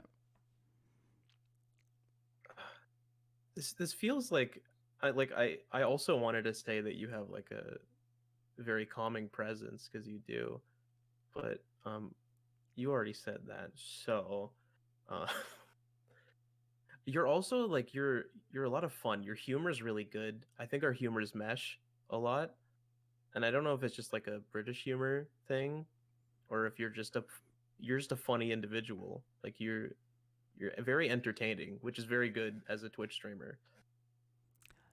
You seem very patient. I have put up with Deetra for 9 years. I think the patience goes hand in hand with the teaching as well.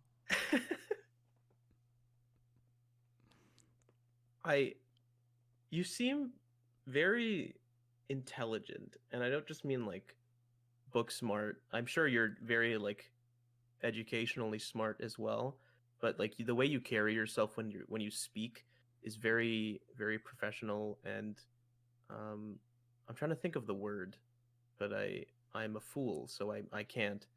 But you carry yourself with this like, I don't know if it's like confidence or like It's suave, not. It's but not there's something confidence. about you. Not confidence. It's You're a not very confidence. suave individual. Like you're just very like, there's like a level of class to you that I think a lot of people can't achieve. I don't feel like you're a threat to my life. You would also be one of the few people to say that. No. I like that. Thank you. That was a good question. That was a very good question. Well. Yeah. Wow. 23. Zoe's saying she literally cannot unsee the David Cross link. Do I look like him too? I would say so. Yeah. I think he's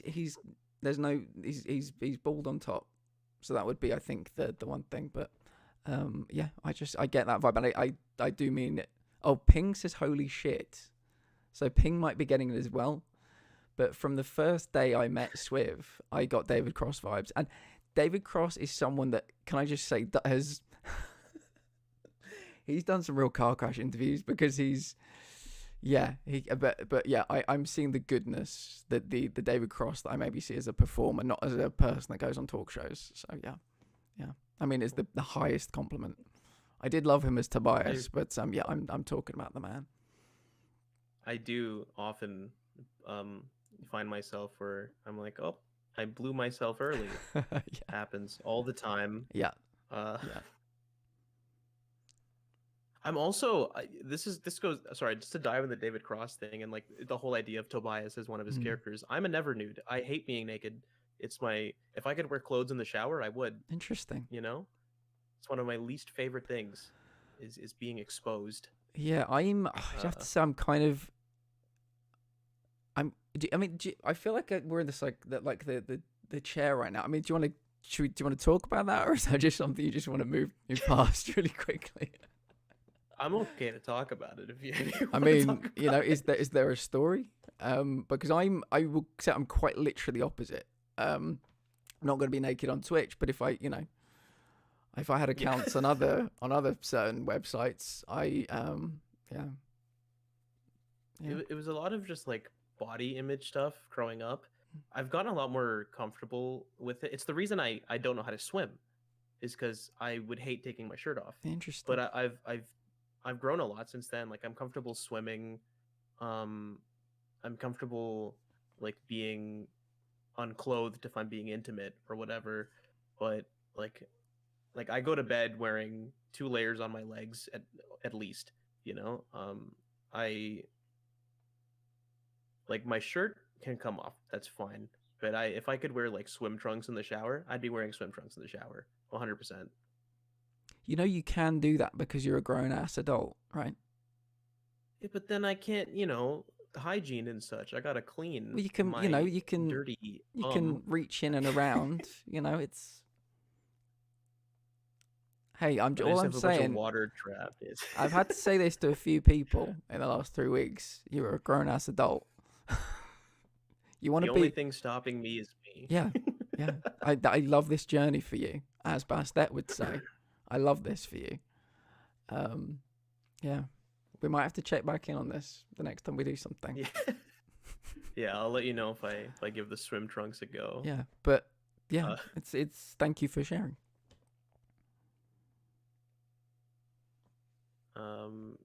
Sorry, 23 was on the veto list. Do you want to review it first since you can't see it? Or can't remember what it was.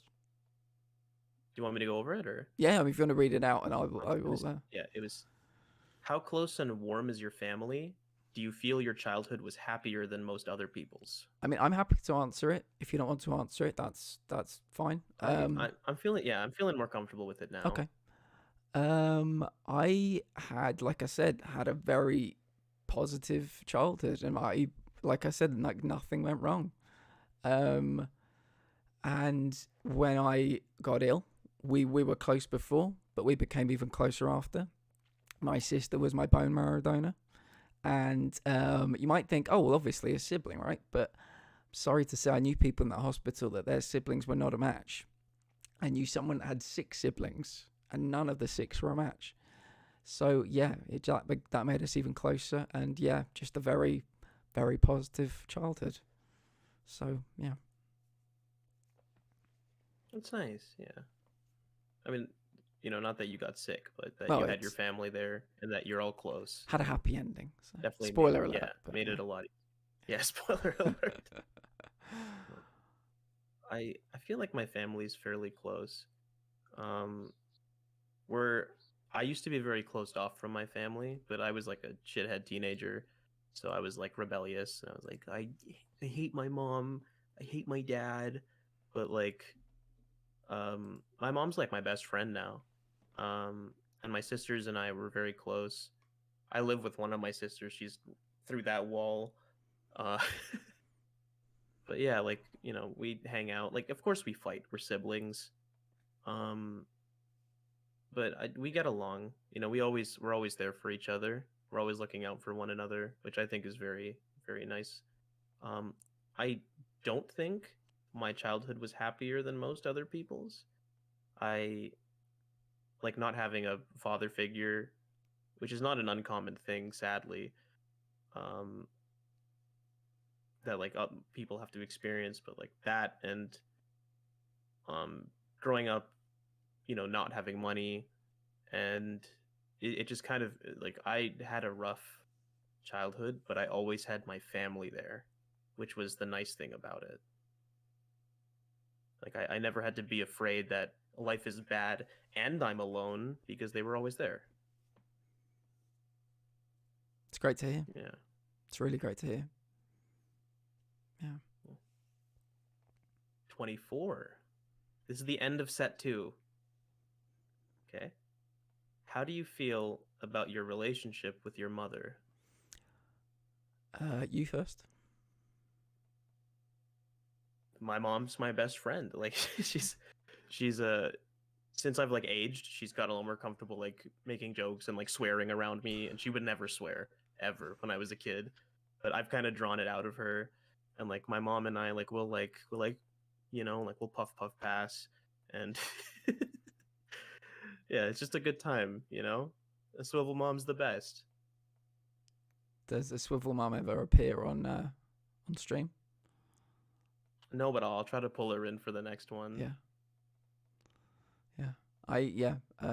Similarly got a really good relationship. Like I said, we've all been through stuff together, and it kind of made us closer. She was someone that had been trained in like nursing and like as a masseuse as well, and so that was obviously helpful in the she'd look after people, kind of older people, as part of her day job, and so that kind of helped with my recovery. And yeah, we get on very well. I'd like to think I was a good son. I could probably be a better son, but yeah, I do my best. Yeah, I feel that a lot as well, especially like being the shithead teenager I was. Like there's like a lot of regrets with my mom, but I'm just glad we managed to get where we are. Yeah. All right, on to set 3. Let's go. So I think this might be the set where we fall in love. The home straight. Yeah. 25. This one's a little confusing for me. Make 3 true we statements each. For instance, we are both in this room feeling blank.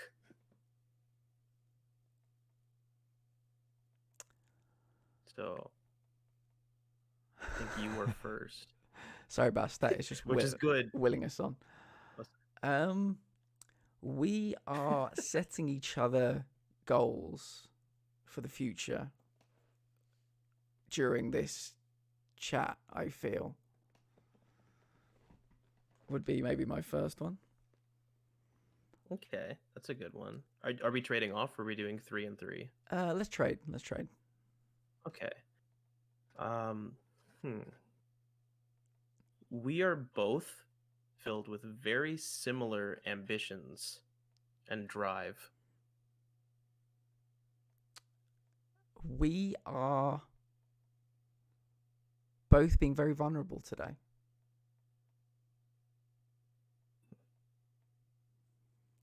We are both getting to know each other from almost nothing. We are both destined to become not just VO actors, but also beanie models. Oh, 100%. Right? We are both incredibly handsome.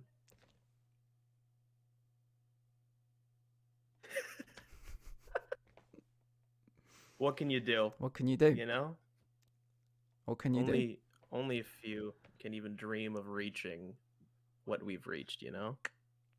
Yeah. Right. 26. Complete this sentence. I wish I had someone with whom I could share blank.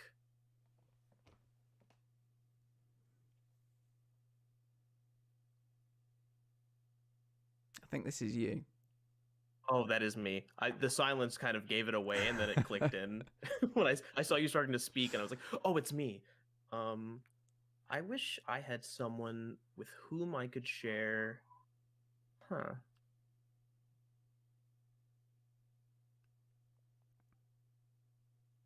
This is hard. I have a lot that I can share with a lot of people.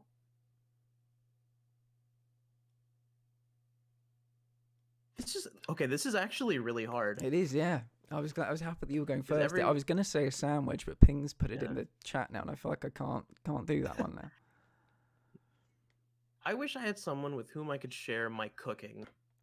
That is a really good answer. Because I mostly cook for myself, and I'm really proud of my food. I wish I had someone to eat it. I respect that. That's a good answer. Yeah.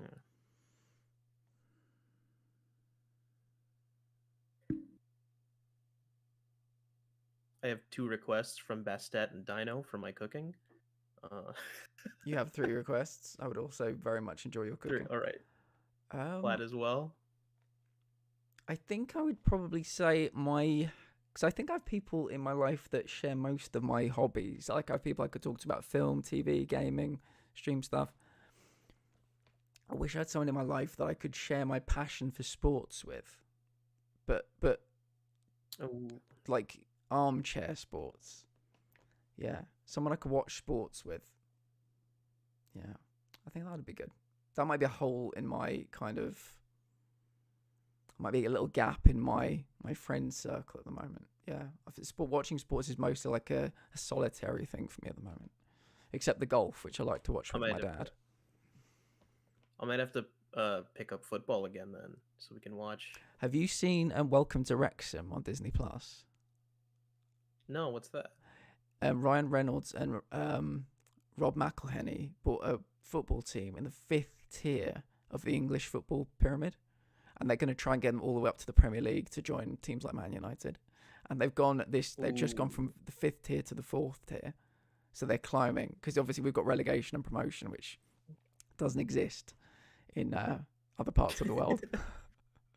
But yeah, that's a really good show to watch right now. Yeah, I'd quite like to maybe even stream it in the Discord at some point. I've seen it, but it's really good.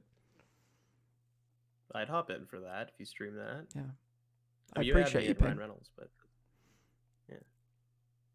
All right, 27. If you were going to become a close friend with your partner, please share what would be important for him or her to know.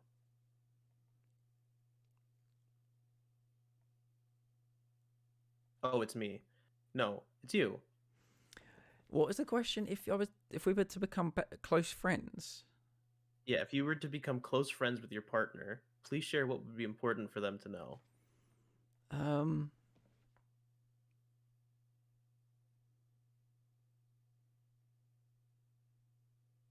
here to kick ass and take names. And I've taken all the names. I don't fucking know. Teachers is like a warning label. I think that's a good way. Yeah, like a warning label. I can go first if you'd like. I think I've got one, but it's kind. I probably have to use Bastet as an example for this. Bastet hates being complimented. Hates it. Fucking hates it. Like, I think the amount of compliments I've given Bastet, they might have started to get an ulcer somewhere in this area. But I couldn't not compliment someone who does a really good job. So if you're in any way have any kind of aversion to me being honest with you, but in both ways, like if you've done something amazing, I'll tell you you've done something amazing. Like, I like to give praise where it's due. And so, yeah, if there's anybody out there that's just that makes you feel really uncomfortable, I'm sorry that it makes you feel uncomfortable. I'm not going to stop doing it. I was about to say you're in good company right now, because like the one thing being a stage performer and kind of instills in you is a praise kink. Yeah, there's nothing better than people coming up to me after the show and like showering me with compliments. Yeah. It's euphoric. Yeah, and so yeah, I'm using Bastet as a literal example of this. I was editing the podcast today, and I said, guys in the chat, can we give some, Bastet's done a great job tonight, and Bastet fucking hated it. So yeah, I will. Well, agree to disagree, Bastet. Agree to disagree. Anyway, what would yours be? Hello, Purple. Hope you well. For me, definitely be patient. That's like my warning label. I have so many times where I just shut down and you will not hear from me for like days at a time. Like, it can be anywhere from like a day to like months, and it's just like there's times where my brain just kind of turns off, and I'm not necessarily like doing bad or anything. It's just head empty, no thoughts. So I get kind of reclusive and quiet. But that's about it. It's really all it is. Do you think we could take a quick break? Yeah, we can take a quick break. People go and home stretch.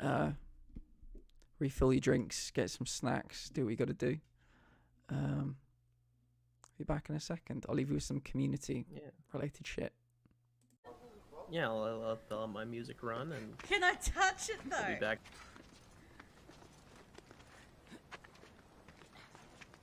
I can't touch it.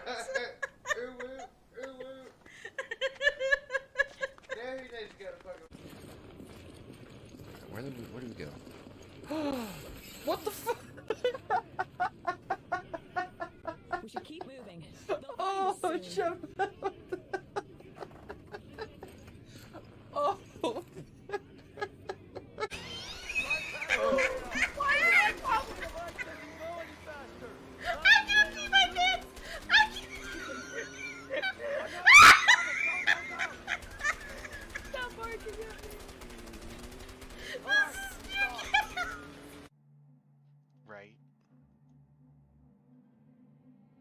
She done haunting you? Yep, that's about to turn into Phasmo. Yeah. Oh my god. I hate it. I hate it. It's like she's trying to tell you something, right?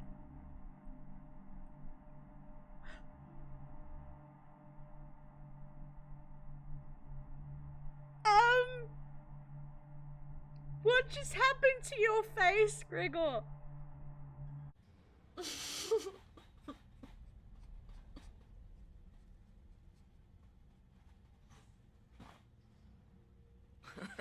I don't sing my own grand music.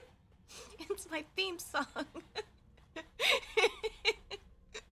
Yo, I'll tell you what I really want. So tell me what you really want. I wanna.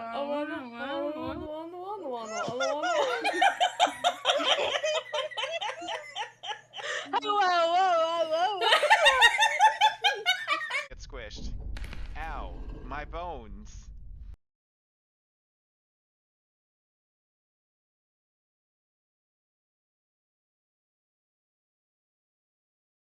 Hopefully that's. Oh. There we go. I think we're good. Forgot what screen I was on. Monopoly. I'm on my Monopoly screen.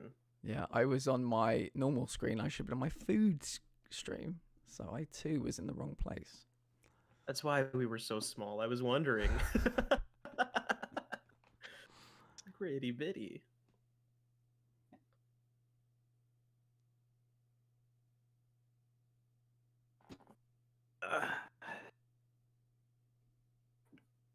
Whew. Okay.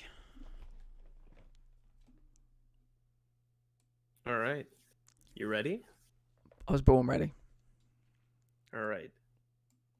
Well, I'm not. I got to burp now. One sec. Whew, okay. Good one. 28. Tell your partner what you like about them. Be very honest this time. Say things you might not say to someone you've just met. I feel like we were quite honest in a previous question. The 5. Yeah. Yeah. We've We been can very honest the whole regurgitate time. some of those if we need to. Yeah. I felt we were very honest there. So yeah. Yeah. Yeah, we've been very honest this whole time. I don't think this is a weird. I think some of these questions are just so we keep complimenting each other. Yeah. I think I'm up first now. Very honest.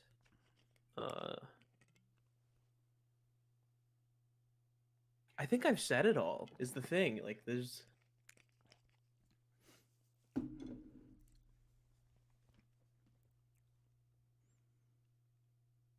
I don't know. It's like again, yeah, we can just regurgitate. You're a very inviting individual. You're very pleasant to talk to. This is our first time, like actually, we've chatted over like Twitch chat. This is our first time actually like speaking. Yeah. And it doesn't feel like it's our first time speaking. It doesn't, no. You know, which is really nice. It feels like I'm like just hanging out with like one of the buds. You know. Yeah. That was a very Canadian way of saying that, but. Yeah, just fucking pass around a couple brews, hanging with the buds. So I have said this to somebody else. I've not said it to you, but the reason I don't think I knew you were a streamer when I first met you. I think I probably like Dietrich's stream or something. But I said long before we did this, long before we even agreed to do this, I said I really want to stream with Swiv. And people were saying, why do you want to stream with Swiv? He's awful, he's terrible, we all hate him, we pretend to like him to his face, but we all hate him. And I was like, come on now, that's a bit strong. I said, the reason I want to stream with Swiv is that from the first time I saw him in one of his streams, I got his sense of humor immediately. And I don't know why, but that means more to me than a lot of things, connecting with somebody's sense of humor. And so when I was watching you, and I think presumably you and Deidre playing Plate Up or something and doing the two ruined here and being like chasing each other around, I was like our humors, I knew they were connected. I knew that we had a very similar sense of humor, and I knew that we'd get on. I always knew that, and this was like 3 months before we even talked about doing a co-stream. I people in the chat, you might need to make yourselves like known. Tell me if I've said to you I'd like to do a co-stream with Swiv. I think I said it to Ping. I feel like I said it to Dietrich. I feel like I said it to a lot of people, Bastet as well. But yeah, I just knew we'd get on. I don't know what it is. I just knew we'd get on from seeing the way that you and Dietrich kind of, hung out together. I knew the type of person you were immediately as a type of person. And I have this thing where friendship between guys, like platonic friendship between guys, I've always found it difficult to kind of to find. It's kind of awkward, I don't know if you've had the same experience, but being able to like go up to like somebody, if you're watching like the same football team, you've both got shirts on, but like engaging, I've never been able to do that, but I just knew watching you and Dietrich stream that we get on, and so that's why I was whispering into the world, trying to will it into existence, this co-stream, because I just knew we'd get on. I knew this would happen, so none of this is a surprise to me. Just from watching you and Dietrich do your Plate Up streams. Yeah, it's very fun for me. Like, just to reiterate, in case people don't know, this is our first time like actually like speaking, which is I think awesome because we did it, but also like again, I don't have to scroll to see our chat history. Like it's all there. Yeah. Like and we get along. and it's great. Yeah, Mm. it's a good time for sure. And like I think comedy is a very important thing. Like understanding humors, sharing humors. I think that's like the first thing. Hold your horses, Dino. I think that's like, you know, I think comedy is a very big barrier for a lot of people, more than people would like to admit. But like humor is a big thing for me. I love a laugh. I'm sure you do. Yeah. You seem to have the self-deprecating thing as well. I don't know if you'd agree with that. I've seen snippets of like the self-deprecating thing, which is my when I feel like I am being humorous, it's all at my expense. And I've seen you bring that out in bits and pieces as well. Not afraid to, and again, correct me if I'm wrong, but not afraid to maybe make a fool out of yourself at times. Certainly on your own stream. Oh, completely. Any chance I get, because like Yeah. I don't like making fun of other people. Yeah. If somebody, I'll make fun of stuff people do or people say, but I'm not gonna make fun of another person. But I'm free game. Absolutely. I could say whatever I want Yeah. about myself, and like, you know, most of the time it's true. And I think that's what makes it funny. You know, it's like I'm not ashamed of anything about myself, and I think making fun of myself is one of the most fun things. I think that's why I'm not ashamed of anything about myself. Like who's gonna take the piss out of me? I've already done it. Yeah. If anyone wants to take the piss out of me, please let me know in chat. Anyways, 29. You ready? Oh yeah. Share with your partner an embarrassing moment in your life.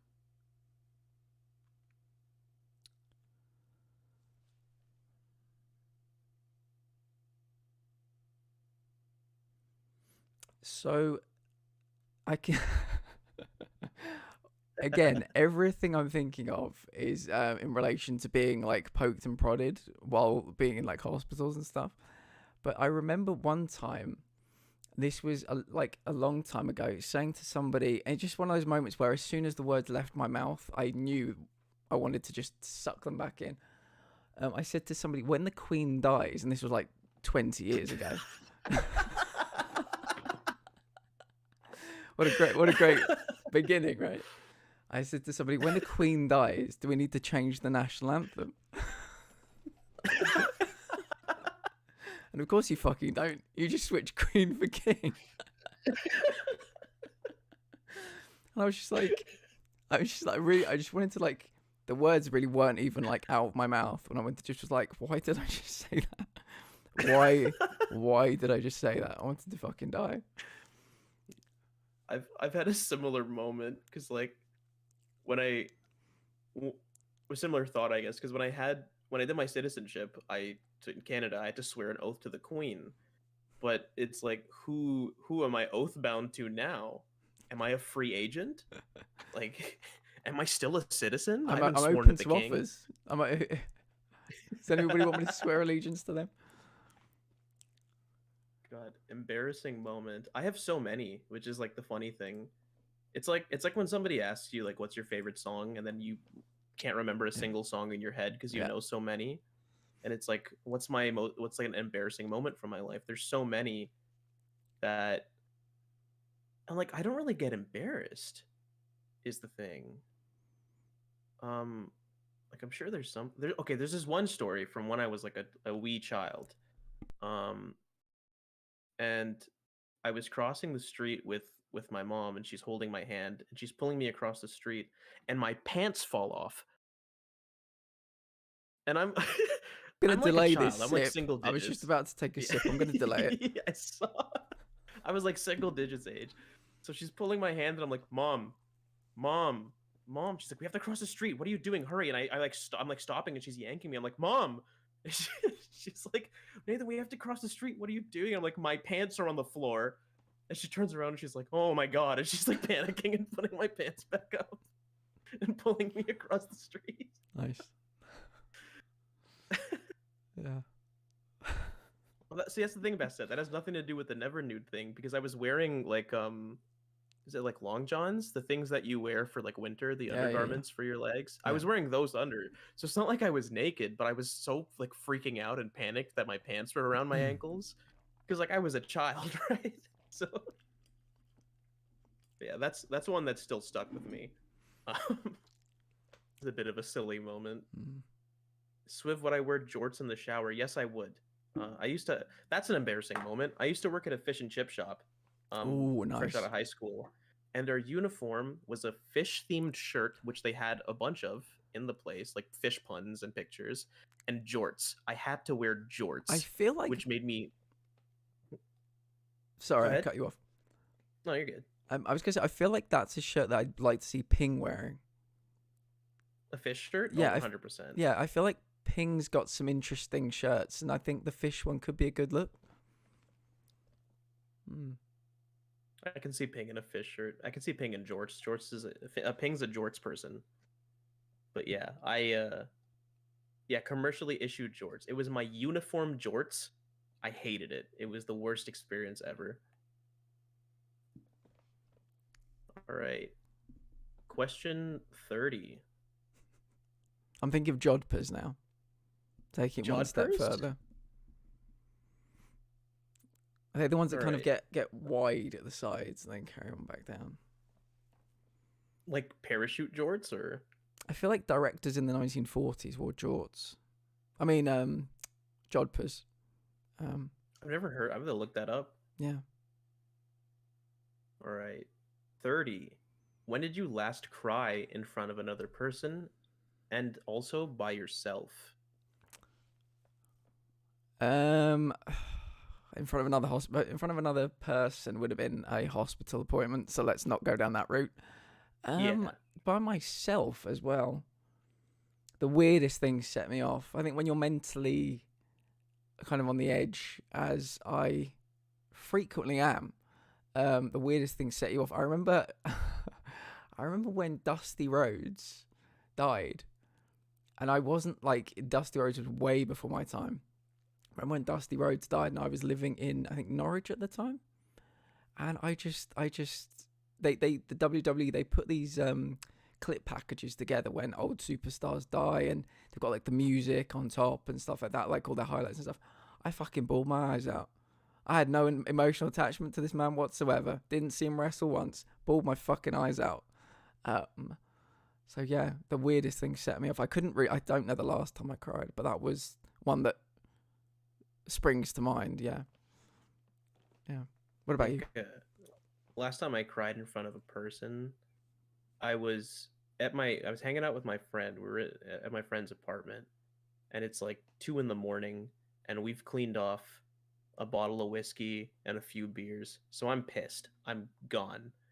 And I got really into a musical we were watching. I can't even remember which musical, but it was about this couple and they were going through this huge fight, and I was just so upset for some reason. I was just so into this musical because I love musicals. Yeah. But like I was just so sad about what was happening on the screen. So I'm talking to my friend, I'm just telling everything bad that's going on in the musical, and I'm bawling my eyes out. And then I woke up the next morning and I didn't even remember watching it. I didn't remember crying. My friend had to tell me about it. So that's the last time I mixed whiskey and musicals. I thought you were going to say whiskey and beer, but whiskey and musical. No. Oh no, I have whiskey and beer all the fucking time. Yeah, but whiskey Yeah, what and am I supposed to musicals. wash down the whiskey with? Yeah. You know? Yeah. Last time I cried by myself, it was probably back in the winter. Because I have an artist I love she makes only sad music, and some of it like really like hits home with different points in my life. So like I'll listen to it and then it'll hit me because it's like I'm driving to work. It's 5 a.m. I just woke up and my brain is not ready yet, so it's vulnerable. And then the song hits and I'm crying. And then I get to work and I'm like, what the fuck is happening? Dino says, who is the artist? Phoebe Bridgers. I love Phoebe Bridgers, one of my top 3 artists of all time.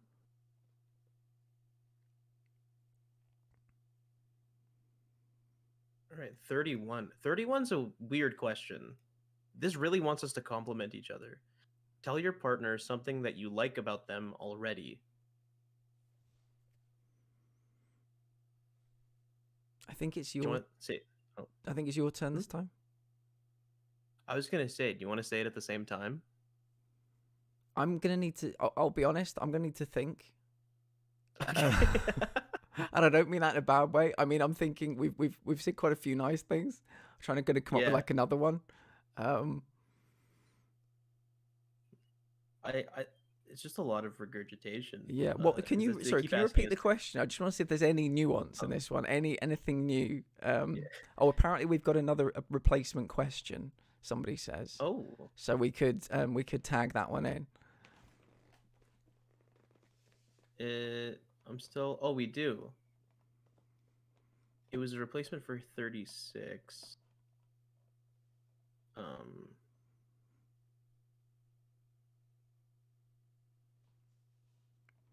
Ping, you might be like me, where you're just dead inside, which I respect. So don't be scared by that. But you might be like me, where you're ultimately just dead inside. Yeah, the third replacement question says potential for question 36, and 36 I think is one we should replace. Yeah, it's weird because I Because think it's- we wanted 35 to be replaced, not 36. That's what the numbers that you Um, gave me anyway. But I'm. If anybody in Oh. the chat wants to, have we posted the link, because questions can still be put in there, I guess, if people have Yeah. questions. Where's the? Okay, I see the link now for the ask. The right one. There it is. You've got it. Alright. Yeah. I'm gonna copy it off your stream Okay. Cool. because I.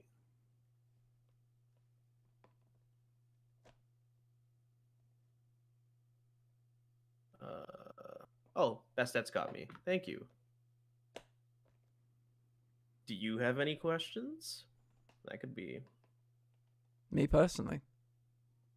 Yeah. I'll think about Oh, it. but thank you for the resub, Clara. I appreciate it. I think we're getting there, Clara. I think we're getting there.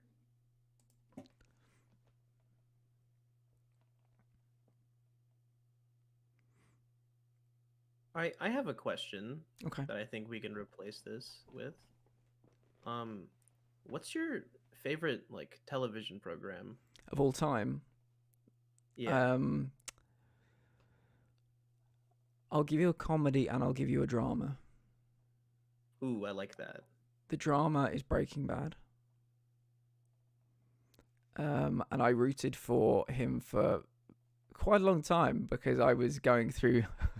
I was not long after having had not exactly what he had, but obviously something in the family what he had. So I was rooting for him for a very long time. When I potentially shouldn't have been. But when it comes to comedy, it was for a very, very, very long time Arrested Development, but then they made some questionable choices by reviving it. So I would have to say Community, which I think is largely perfect. So here's the thing, right? Tell me what the My thing top is. drama of all time is Breaking Bad. Okay. But my favorite television show ever is Community. I think Dan Harmon's a genius. I think he's one of the funniest writers to ever exist. I Yeah. think he's one of the funniest people of our generation. Yeah. And also like a cast like that, like come on. Yeah. Community's incredible. I plan on going to the movie premiere. Oh night. my God, Um, 100%. I know. That's insane that you reached into my brain and pulled my favorite I only recently watched Breaking Bad for the first time too. So yeah, I finished it like a couple weeks ago. Yeah, I have two slight disclaimers. I was watching Better Call Saul as the seasons came out, and for whatever reason, all the shows I was watching, I stopped watching because of COVID. So the final season is out, but I've never seen it. So that, I don't know if you've seen that, but that adds the whole world as well. The thing about Dan Harmon is, for some reason, I've not seen Rick and Morty, which people tell me is very good if you're someone like me. It's not so good if you're like other people. But yeah, I completely agree. And I think Dan Harmon has one of those things that the great football coaches and sport coaches have of all time. It's that they can take talent, but they can push it to the next level. They can they can see something in you. They know that you're a talented individual, but they will take you and they will just put you like on another level with it, so they can coax out the kind of the natural gifts that you have. So that seems to be something he can do. But yeah, 6 seasons in a movie. As it was foretold, it has come to pass. It's yeah. I agree wholeheartedly with the Dan Harmon, because like if you look at like the best episodes of like Community, or even the best episodes, tell me some of your Rick and favorite Morty. episodes of Community. Community favorite episodes. Paintballs 1 and 2, the Dungeons and Dragons episode. First episode I ever saw was the Dungeons and Dragons one. Yeah, that episode's the reason I got into Dungeons and Dragons. Oh god, there's so many. Paintball 3 was actually really good too. Paintball 3 was the Western one. The Western one, I think. No, yeah. no. Well, because it Paintball 2 started was with like Western and then turned. Yeah, it was like a Die Hard thing in the beginning, and then it became like a Western, and then I liked how they kept evolving the genre but keeping the paintball. Yeah. Yeah. Like the paintballs, I think the last paintball one was kind of iffy, but because they went to the whole like Jeff's mind thing and it was like in his head. God, the what is it? The Don't Something Love Me one they did with Abed when there was White Abed. That episode was so good. The one I liked, is the one that's like Apocalypse Now Redux, where the documentary is about the making of the film rather than the film, where Dean Pelton starts to unravel. Oh, don't know if you remember that one. Oh, can someone do !bald? Oh, actually, do I have? No, it won't work. I haven't got. I don't think I've got my when Jeff has got the bald cap on. Oh, it is working. I've become a stranger to It's slightly myself. hidden I have though. bald I'm friends bald now. I've always been bald. I really dreamt of having It's hair. just such a good show. Joel now, McHale's such a good bald actor. man They're is all such awake. good actors. The bald man is awake. Like the Donald Glover. Yeah. The Glee episode, so funny. Yeah. Getting to use Donald Glover's talents in music. Yeah. Incredible. I really like the Pillow Fort episode as well. Even though it was one of the kind of later Oh. ones, I thought there was something quite nice about that. And I Yeah, liked 'cause how that they comes brought. after. Please, after you. Sorry, that comes after the Blanket Fort one, right? Because that's when they do the Pillow War. And like it turns into like it's a 2-parter with like a war documentary for the second one. Yeah, Yeah, I think yeah. I remember. Yeah, I need to do a rewatch. I've not watched it in a while. And I liked how when people kind of faded out, like Chevy, and they brought in good talent. Like I think is it Jonathan Banks from Breaking Bad actually came in, and they brought some new people in, and yeah, I enjoyed it. Mm. Yeah, Professor Hickey was one of my favorite characters. Like I use this line so much when people are annoying me because it's so good. Like if you keep this up, you're gonna hear 2 things: me hitting you twice. I think that's one of the best lines ever written. Yeah. Ever in any show. Yeah, I liked Professorson. Oh, I just watched that. I'm rewatching it right now. I just watched that episode. Yeah, we'll have to watch some in the Discord.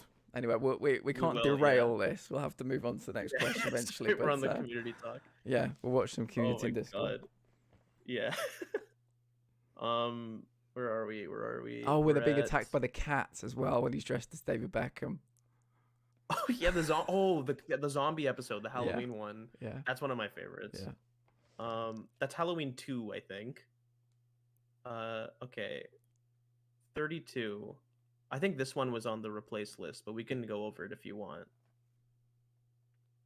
Sure. The what if anything is too serious to be joked about? I'd have to go along the Ricky Gervais school of thought here. I don't believe there's anything that's too. I don't really think there's anything off topic. It's about how you do it. But I think they say tragedy plus time equals comedy. And I know certainly I've made fun of myself at some of my lowest points. It seems like you have as well. We've got the self-deprecating thing in common. It's just about. It is about time. You wouldn't make certain jokes the day after certain things happen, but yeah, I think humor is the way to get over a lot of things. You know, it's like it's like an antidote sometimes, but yeah, you just gotta. Yeah, that's it. I think. I agreed wholeheartedly. I think comedy is like the one thing where it can be either so divisive or so connecting, and it's all about context and intent. Like if you make a joke about something with the intent of harming someone, then that's distasteful. That's bad. But like if you're lightening the idea around something, or even trying to like make awareness of something, then like it's like in It's Always Sunny, right? They do a lot of very like shock humor and offensive humor in that.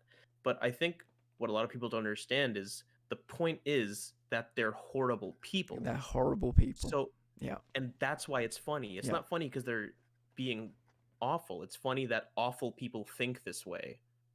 And I think that's a very important thing with comedy, is the intent behind it. Yeah, I've been listening to the It's Always Sunny in Philadelphia podcast recently. They're going through all the episodes. I don't know if you've listened to it. All they do is they kind of say like, yeah, okay, with the power of hindsight, maybe wouldn't have made this, but we stand by the fact that these are horrible people. You know, we know what we were saying. We didn't think it was right to say it, but these people, we are the actors. These are the characters. These people thought it was right to say it. And that emphasizes that, yeah, they are fucking terrible people. But yeah, it's comedy. I think anybody and everybody thinks they can do comedy. The people that do comedy, they've got to be so fucking smart to get it right, because you get it wrong and your career is over. You know, so many of the comedians in like the UK, like you think of like Monty Python people and all the big ones in the past, they all went to like Oxford and Cambridge, and they're all the smartest people in their fucking years, even though they made total assholes of themselves in these programs, making themselves look like fucking the most ridiculous. It was, again, really self-deprecating.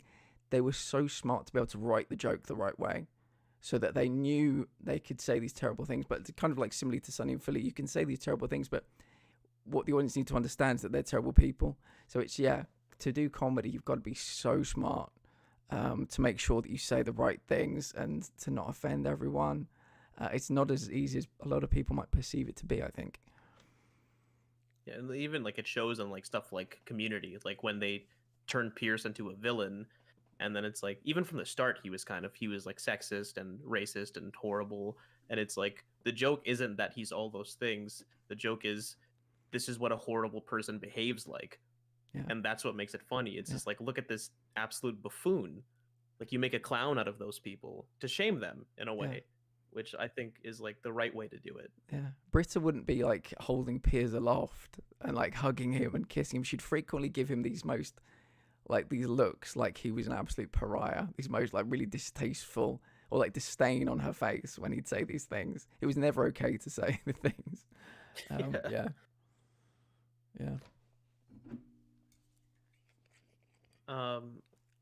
I personally would like to skip 33.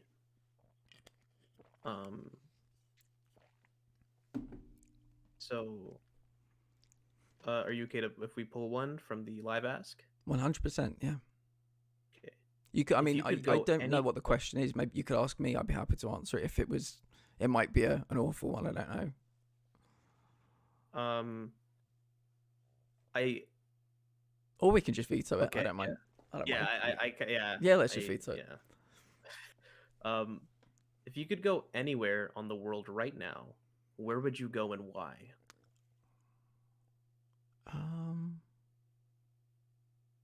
Is this me or you?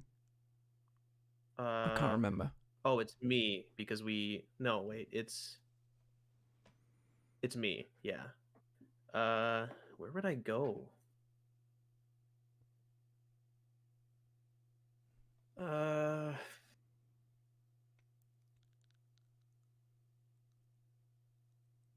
I would this is gonna get this is gonna get a little personal, and I'm not, it's a little sad, but I'm fine, don't worry. I would go to India right now because my mom's there, because her sister has passed, so my mom's there for the funeral, but I couldn't afford to go. But if I could go anywhere right now, I would go there just to be there for my mom. It's a really good answer. I think I would probably go to your house in this exact moment. We could finish this Q&A in person. And yeah, I think Buy that'd be some steaks. oh, Put on some community. well, I mean, if there's steaks on the menu, I mean, yeah, bit of community, 100%. All right. 34. Great age. You're the best age, I think. I think it's like, prime. Your house containing everything you own catches fire. After saving your loved ones and pets, you have time to safely make a final dash to save any one item. What would it be and why? I'm looking fondly at my PlayStation 5 right now.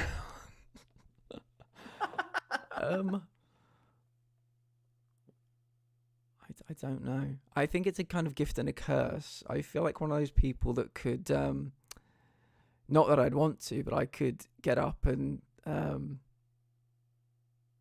leave tomorrow. Like I'm well aware that I've got my streaming equipment here, but I don't really get attached to items. I don't know. I'm kind of thinking maybe I should have like a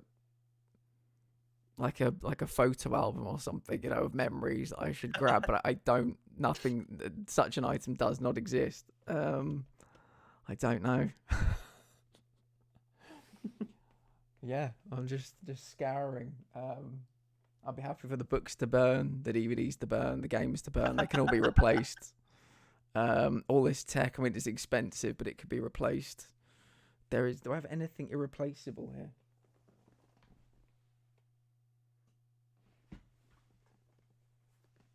It might be this pineapple hat that I wore. Some people might recognize that from a Discord event a few weeks ago. I couldn't tell you, so I think I'm going to probably have to say the PS5 probably the PS5. My PC tower, like 100%. Yeah. I don't get like very sentimentally attached to things, but I don't have the $3,000 to replace my computer or the time to replace all of the content and things that are on my computer. Yeah. Like all the footage and all the music stuff. I can tell money you, and time. Yeah, I can tell you now, they're sat beside each other, my PC and my PS5, and it was close. It was a close call. Which one do I go for? If I'm allowed to have one under each arm, and I can run out like this, then that's what I'm doing. But if it's I'll probably go for I think it's the the hundreds of hours on these platinums.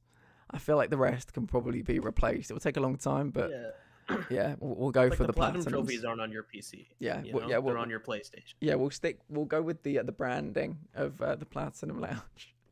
Yeah, and it's not the money, it's the time. Yeah, it takes for all that. Okay, Dietra's put in some good questions, and we are on a replace question number 35. Okay. I think 36 is fine. I don't know why I thought 36 was a replacer. I think it's because somebody put replacement for 36. You put 35 needed to be replaced when you sent me the message. Yeah. But I'm happy with anything.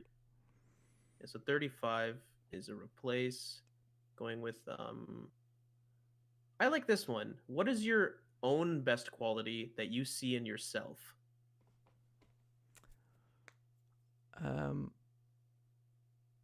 It's you first, I think, this time. Oh, there goes my hat. My lack of shame. I think it's it helps me not be embarrassed, and it helps me make fun of myself, and I can just brush things off. I'm not really affected by things people say about me, because anything they've said I've already said. So yeah, being shameless is a gift. It's learned for sure. Yeah. It's what about you? Yeah, I think it's I think life has kind of beaten the ego out of me, and I think that's I've become kind of like a what you see is what you get kind of individual, And it's got to the point where a few people have kind of questioned whether I'm, whether it's all like an act, I think. A few people expressed that to me before.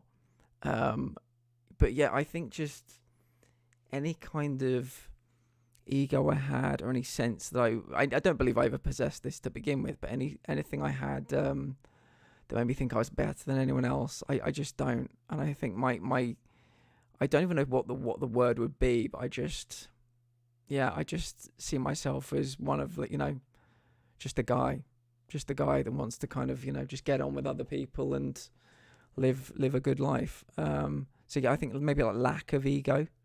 But yeah, if anybody ever believes that not to be true, please feel free to come over and bitch slap the ego out of me. But yeah, I just try to live a good life, really. It's a nice answer. That couldn't be me. My ego's humongous.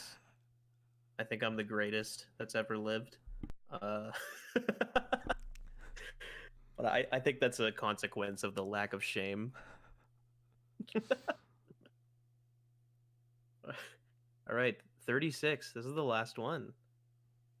Share a personal problem and ask your partner's advice on how they might handle it. Share a personal problem. I have a very, very warm head right now. I need a solution how my head and face could be less warm. I don't know if you've got any simple solutions that you could maybe share with me, but I feel like I might get like a migraine if I don't, you know. So personally, I think if I were in your shoes right now, I would just take off a hat. Oh. I've done that thing again, haven't I, where I'm wearing two hats? I think that might be doing it, yeah, I think. Oh my god, yeah. Better? That's oh my god. It's a gift. I don't know what to tell you. It's so simple as well. Thank you. You've solved my problem. I appreciate you, friend. You know, what can I say? I got you. Check the beanie's on where it should be. So... Just sat on top of the glasses. Yeah, there we go. Beanie. Oh, let me fix that really quick. That's the one. There we go. Right over the rims. All right. So I've got this problem,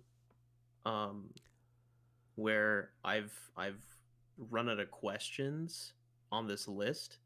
So that would mean that this little thing we're doing is coming to an end. You know, and I'm afraid this will be the only time that we do this. Is there any solutions for that you could think of? The questionnaire has come to an end, but the friendship has just begun. Well put. Well put. Yeah. My problem's solved. This is how but a beginning. That's how we roll. That's problem solvers. That's 36 questions. Yeah. Problem solvers and supposedly brat tamers as well, but maybe we'll save that for another time. Wait, what? Oh, yeah. Okay, so we do have more questions. It is called 36 questions to fall in love. If you want to pick like one question to end on, we can do that. Or if you just want to, let that be 36. We can let it be 36, but we don't have to stop streaming. We could engage with the chat. We can chat about things. We can chat about community some more. If there's a question there that particularly takes your fancy, tickles your pickle. I wish something would. Here's a fun question. Where did it go? I just saw it and it's gone. Can I just respect both of our communities for asking such wholesome questions? I'm doing an AMA soon, and they're all perverse and unhinged and deranged, because that's kind of my brand. But I respect you all for being good today. You've behaved, and I'm proud of all of you. It's funny, that's not who I am on stream, but that's who I am as a person. In a hypothetical scenario, when you're about to eat your last meal, who would you want to cook it for you? It's an obvious answer. For me, anyway. Swiv. I would go. I'd go Gordon Ramsay. No, I'll go for You Swiv, know. but it would have to be the cowboy butter steak. Yeah. Obviously, of Is this like a course. death row situation? I think so. Yeah. I think that's. It says in a hypothetical scenario, but that's the only time I can think of it. Yeah. I would want Gordon Ramsay just so he makes me something absolutely fantastic, and then right before they put me down, I can tell him it was shit. I just want that. I love him. I'm a huge fan. Yeah. I just want him to live with that, though. That's my final bit, my final gaff Yeah. that I do. You just Taking you the just- piss on a rant. You've had like the lethal injection and the life force is like flowing out of your body and you just creep towards him with 2 bits of bread and you go, ugh, now who's the idiot fucking sandwich? And you fall down dead. As the life's draining from my eyes, I lean into his ear and I'm like, bit dry, I think. Yeah. Mm.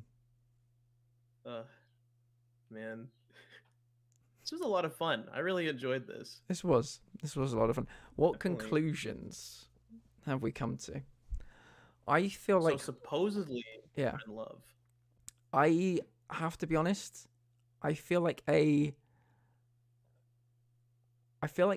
when, like I said, when I saw you and Dietrich stream, I knew we'd get on.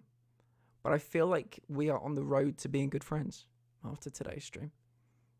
I feel like I know you. I think yeah, I feel like we've been very intimate for the first time speaking to one another, and I feel like now it's gone beyond. We have the same humor. We have so much in common We do. that we didn't even know, Mm. which is crazy. Yeah. Like there's the VA stuff. There's the TV show choice, which is crazy, but that actually fucked me up. Deidre said in my chat that she went to cook dinner and she was floored when you named my 2 favorite shows, which was insane for me. Yeah, it's weird. I don't know if it's just like I don't know, but none of this is a surprise to me. It really isn't. Obviously, that's a nice coincidence, but I don't know what it was about you and Dietrich just asking about on Plate Up, and I just was like, yeah, I need to do I need to do some kind of co-stream with this guy because I think we'd get on. Yeah, I'll see if I'll go through Yeah, I think my DMs with people and see if I can find where I said that. But yeah, I'm glad we did this. We'll have to think about something different to do next time. Oh, for sure. Yeah, I mean, Maybe next time we just play around with voices. yeah, I mean, you're a PC gamer, I'm a PS5 gamer, so that's not going to work. But we could try, Yeah. and maybe we could try and do the voices for like a script. Yeah. Oh, we should write a story. Oh and my then god, tell yeah. it. Yeah, we should try and either when between us, we have to do all the characters. Yeah. Yeah. Oh, that would be a lot of fun. Actually, that would be really, really fun. Yeah. I think. Yeah. I feel like for us to do content together, something like this is so good because I think we're both great speaking. You know, we're great speakers. We're great with the word sound in the mouth. The mouth noise. Yeah, that's the one. It's almost like a talk show, you Yeah. know? Bastet says, I still want people to guess your BDSM test results based on the percentages. Oh, You want us to I guess, forgot. you Yeah, want other that people was to guess. that was a thing. Mm. That was the thing we said, that we showed just the chart with the percentages and we get people to guess what's what. Yeah. That would be a lot of fun. That I would be a feel lot of like ours might be identical because of everything that's happened so far. What was your top? What were your top 2? I can remember what my top 1 was. It's got to take me forever to find it it's on my phone. My top 2. Let me find it. So I have my top 3 are all 100%, right? And it's sadist, rigger, and degrader. I wish I knew where mine was. I mean, I know where it is. It's just gonna take forever to find.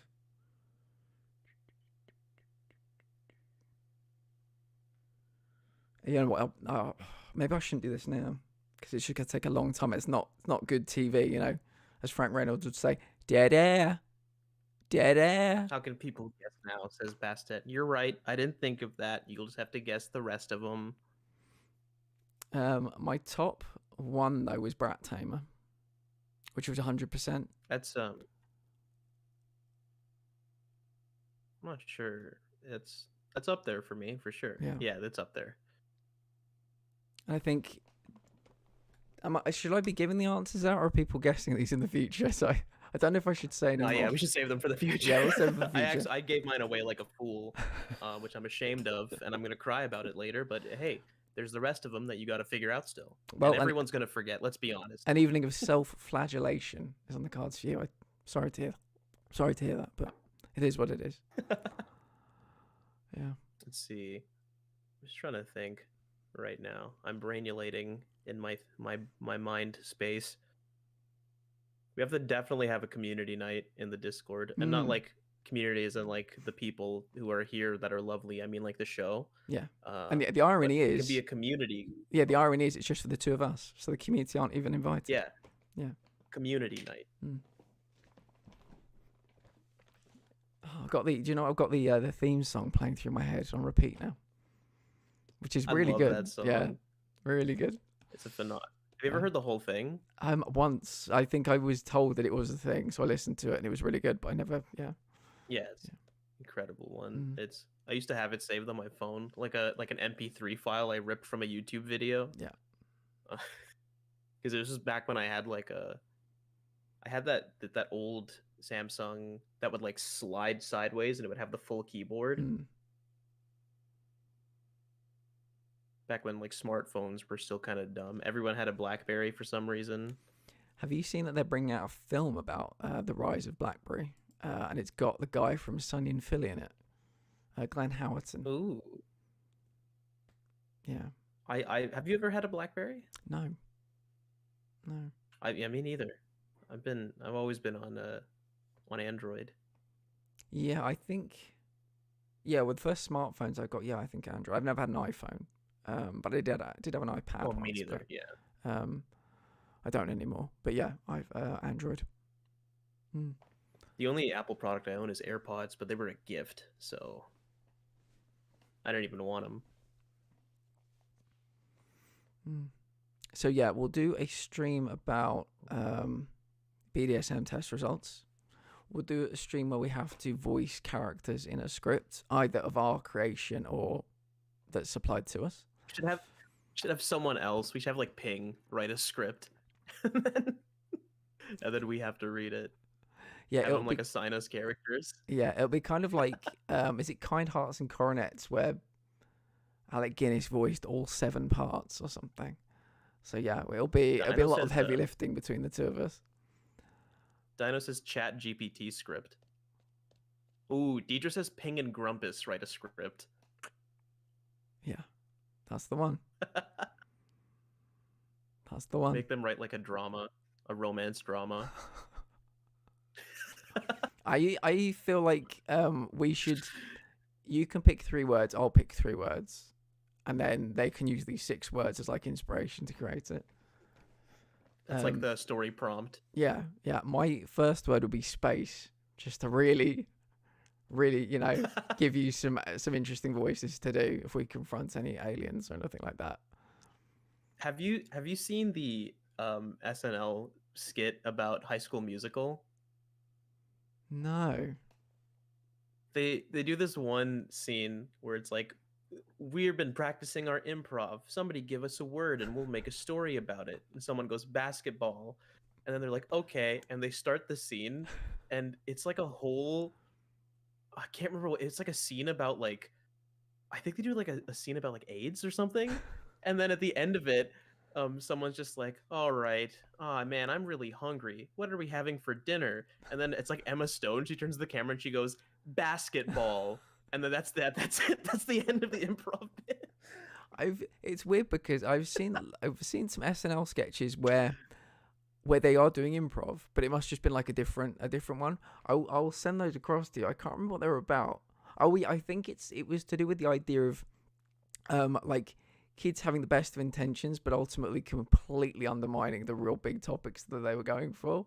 And they were basically calling out the whole, like, all their parents were the audience. And they're basically calling out like rich white people. I think maybe like all the students are white and all the parents are white or something like that. And like it's all just so poorly. It's well intentioned, but just terrible. But I thought you were going to talk about the SNL sketches of when Ryan Reynolds,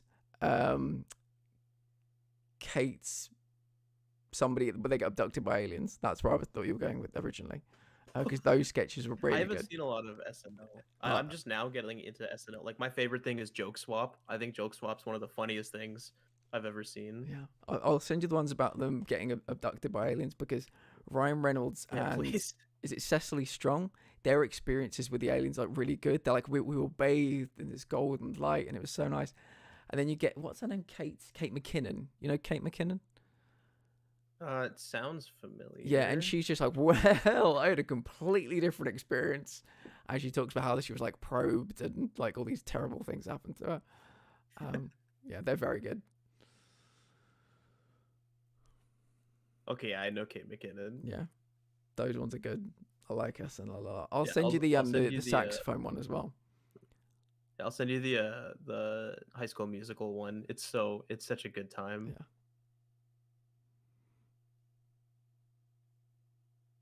Does anyone else put any questions? No, there's still a lot, but Yeah, if there are more I questions, think, we can go on for a bit if you like. Do you have any family traditions? And if you do, what is your favorite? I don't really think I do. I don't know. I can't think of any.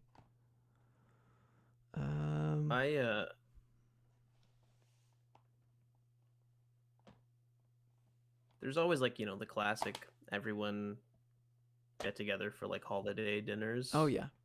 But one thing I like about my family is that it'll be like me and all my sisters and their partners and like my sister's kids, but then also like my sister's friends and like all of my friends, because my mom likes to like adopt people and like have many kids. So every single one of like my friends that live here are always in my house for Christmas, Easter, Thanksgiving. So it's like a house of like 20-30 people who aren't all related, but it's just like a very nice, wholesome time. But the one thing I do miss is that my ex-partner was white, and the thing about being Indian is we have like curry and just things like that for like holiday dinners. But I love white people's stuffing. It's just bread. It's beautiful. It's one of the most delicious things I've ever had. I don't get that anymore. I fucking love curry. Yeah, it's well known. I live 5 doors down from a curry house. Yeah. But yeah, I like stuffing as well. I don't think I'd like just bread stuffing, but I think I like shit, I can't remember what's in it now, but yeah, I'm a stuffing fan. But yeah. I'm not surprised.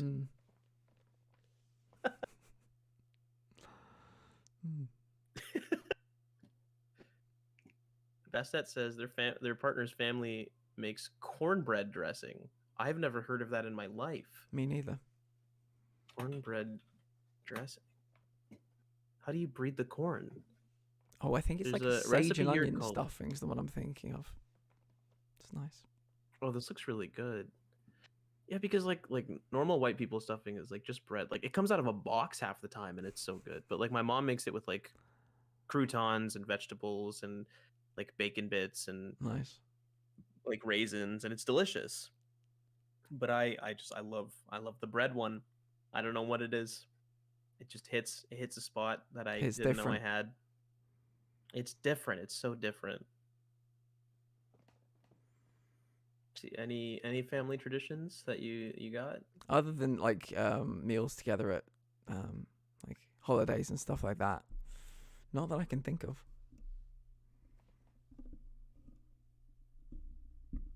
So one of the questions here is, what are long-term, like 5-year goals?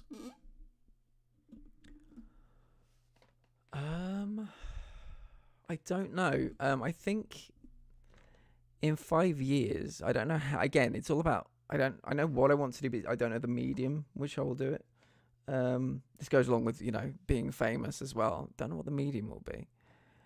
I'd like to change my living situation to be something a little bit nicer than it is. So that requires making a little bit of money, a little bit more money than I'm making. So something, something just to, in any way to improve my living situation would be nice. So, whether that's through streaming, whether that's becoming, a partner, Twitch partner or something, I don't know. But yeah, maybe that I've got 5 years for that, for the universe to tell me how it's going to get me there. So, yeah. For me, I have a list on my phone of the next 5 years. It's years 1 through 4 of the next 5 is fuck it, we ball, and then year 5 is become a functioning adult. So I kind of just want to do some fuck shit and end up where I end up, and then in 5 years I'll be a functional human. Yeah. I don't like planning ahead, which is something I really appreciated about you, because Deidre even told me when you were planning the forest stuff, you're very organized and you like to plan and have things ready, which is something I am so incapable of. Like it's not even like a go with the flow thing. It's more like debilitating. Like it's like I can't do it. Like I'm not going with the flow. It's like I'm stuck in the tide. Yeah. I think the thing is, when I get excited about a project, I get super fucking excited about a project. And I'm absolutely blessed right now to be playing The Forest with Deidre and Zoe and Sayuri and Lady of the Wood. And I when you start out on Twitch, I mean, we're all on Twitch. I think pretty much everybody here is a streamer, give or take. Yeah. You don't imagine what it will be like, but to have the community that we have, that we're both a part of, and to be able to have these kind of life experiences, these kind of great streams I can take part in, this one included, I feel totally blessed. And that's after, I've had a lot of periods of isolation in my life, like a lot. And so, to be able to rock up and have Deidre there, a fucking insanely talented artist, Lady of the Woods, somebody that's just the warmest, most welcome, comforting person, big on mental health, big on physical health. Vamp Zoe, who's somebody I've got to know this year, incredibly kind individual, just somebody that's just, it's great fun to hang out with. Sayuri, infectious love. I get to spend like 3 or more hours with these people. And I just feel like, how did I get so lucky, So that is a project. And again, that's a singular project that's really excited me. And so Deidre talking about the forest planning, fuck me, I would do that stream every week with those people. I would do it twice a week with those people, Monday and Friday, every week for the hereafter. But I think people might get a bit sick of that. So I'm having to like rein myself back in, to say, let's not do it every week. Let's try and go with fortnightly. But if it's a project maybe I'm not so bothered about, I maybe won't be doing all the planning. But yeah, I honest to God feel blessed in this community, just to meet so many nice people, so many talented people.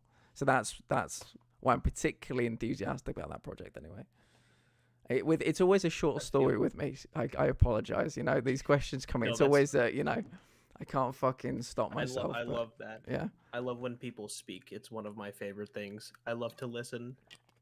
But I feel the same way. Like it's because like Deidre had like the first time I've ever heard of you was when Deidre was on the first raid train she was on, and she was like, "Oh, I'm taking part in this raid train thing," and I was like, "Well, what the fuck is a raid train?"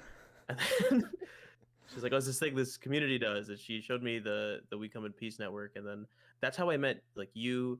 And then from that, I met like Bastet, and then like Dino and Ping, and then Pop, and then eventually like Phoenix and stuff, and then like like Zoe and Grumpus and Sayuri and like Lady of the Wood and Witchy, and it's just like I feel like newer to this group than Deetra because she had like known you guys, and like I talk to like Deetra and I actually talk a lot because we talk every day, but we talk a lot about like we have the community we've made, but then we've stumbled into this other community, and like I say to Deetra all the time, like I love these guys because like I was always so bad at jumping into people's streams and just being in chat and like talking to people on their stream because I would get home, I would turn on my computer, I'd hop in a game, and I'd put on a YouTube video. But I've like stopped doing that. The first thing I check now is Twitch because everyone's just so nice and so talented and so lovely to watch. And like I have never been an active Twitch viewer up until the last few months. And like even when you said, because I think you first said on stream, you were like, "Oh, I want to do a co-stream with you, Swiv." I immediately like messaged Deetra and I was like, "Oh my god, Platt wants to stream with me? Like what the hell?" Because it was just like it was so weird for me. But yeah, it's been so lovely like meeting all of you guys, and like even like in our Banff community, like I've known Deetra for 9 years. Like we met in a video game, and then we met like Chewy because they went to like high school together, and even Xtengrim and like Mike Hakuna Mike Tada. Deetra and I met in a video game, like on a random server. We just stumbled. He was our neighbor in Ark. We built our bases next to his, and like we just stumbled into him. And like a Pink Lemon, like Clara, she was like a friend that I met right after high school, and she lived here, but she's like since moved away. And we didn't talk for years, but then we reconnected because she was like, "Oh, I play video games now," and I was like, "Holy fucking shit, this is crazy." So like I get to have the lovely like Banff community and like all the friends there, and then like your community, and then like it's just been a really it's made me really like Twitch more. I didn't stream for almost a year. I just completely fell off, but I'm just always on Twitch now because I just love interacting with you guys. Yeah, I mean the world. I'm sorry to say, and if this is a shock to anybody, I apologize. The world's a tough place. You know, it's a really fucking tough place. And yeah, I know, right? My house is your house, Swiv. You're always welcome in the Weekend Peace Network. Always welcome over on on my stream. Yeah, it's been a pleasure meeting people, and it's been so nice to kind of surround myself with people that just get it. You know, our communities will stay nice if we make them stay nice. You know, we very recently had somebody that's been a part of, my stream, the Discord. Maybe they weren't so nice, and we dealt with it as a community, and that's how it works. And I've had some tough health stuff in the past, and it's led to, I cannot emphasize this, like literal years of isolation. And so to have people, 24/7, or like in every continent, give or take, always on the Discord. I just sit, some nights just have the Discord on, and some people, I'm very proud that people DM me about their problems, and you have the mental health check, and then I follow up with people and stuff, and it's just nice to have people out there that we can just be real with, and there isn't the pretense of smile, gotta smile, just push through and smile. We got people that know what life is actually like in the Discord, and I love co-streaming with people. I hope we can do many more. But yeah, I'm just very blessed. And I think you mentioned how you randomly met somebody on an ARK server.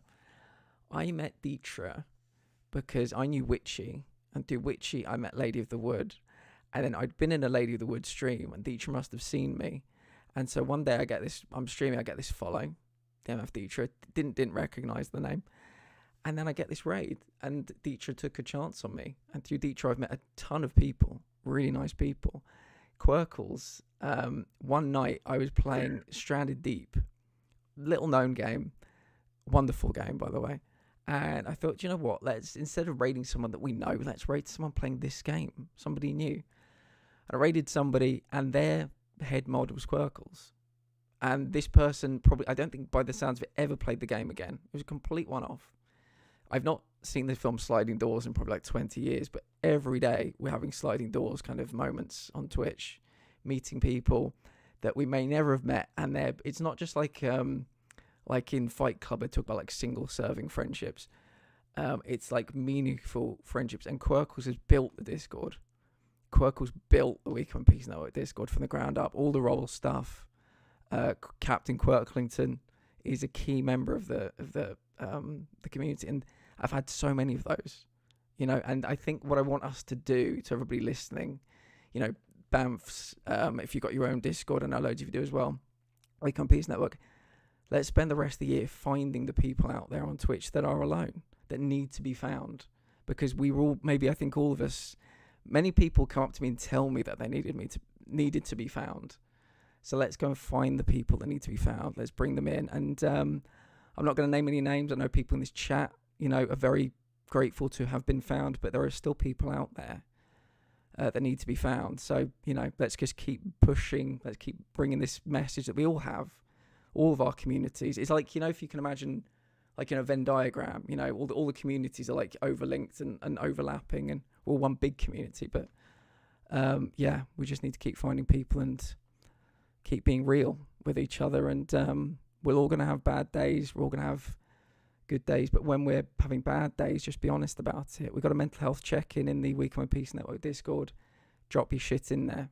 None of us are professionals, but we'll always do our very best to help you. And that's what I believe in. And I think all the questions you've asked me today about 5-year plans, you know, what the future bring, what can you be as a streamer? I think just having a bigger soapbox, a bigger platform, so I can reach more people. We can just bring them all in, and you know, one day maybe becoming a partner, making a stream team. Because another thing that's really important to me is that a rising tide raises all ships. I want us all to succeed, and that is the way to build community. No ego. It's not about me. It's not about how can you help me. It's about how we can help you, and that's how you build community. So let's all fucking succeed together as streamers.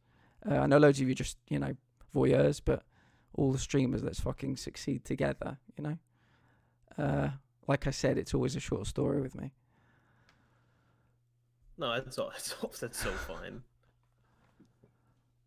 Yeah, like there's some there's people I've met through Twitch, like Phoenix, I had only seen in our Discord, and when like Deetra would raid him, and then I was like, you know, fuck it, I'll open Destiny 2 again, and he's become like in such short time such like a good buddy. Yeah. Like for me, like he's such a good friend that we can just hop on, play this game that we both love to hate, and we hate that we love it. And we could just like, you know, take the piss and play this game together, and like watching things like everyone's craft streams, and like even like the people that don't stream, like Bastet, who's always in someone's stream. It's just like so nice to have them around, and it just like hearing the back and forth between like there's like you and Bastet, and like Ping and Bastet, and like, you know, Winnow and Dino. Like it reminds me of like me and Deetra, which is just like, it's so nice because like it's just, you know, internet friends. It's like the impossible friend thing where it's like, you know, how did this happen? How did we get here? Who cares? I'm glad we made it.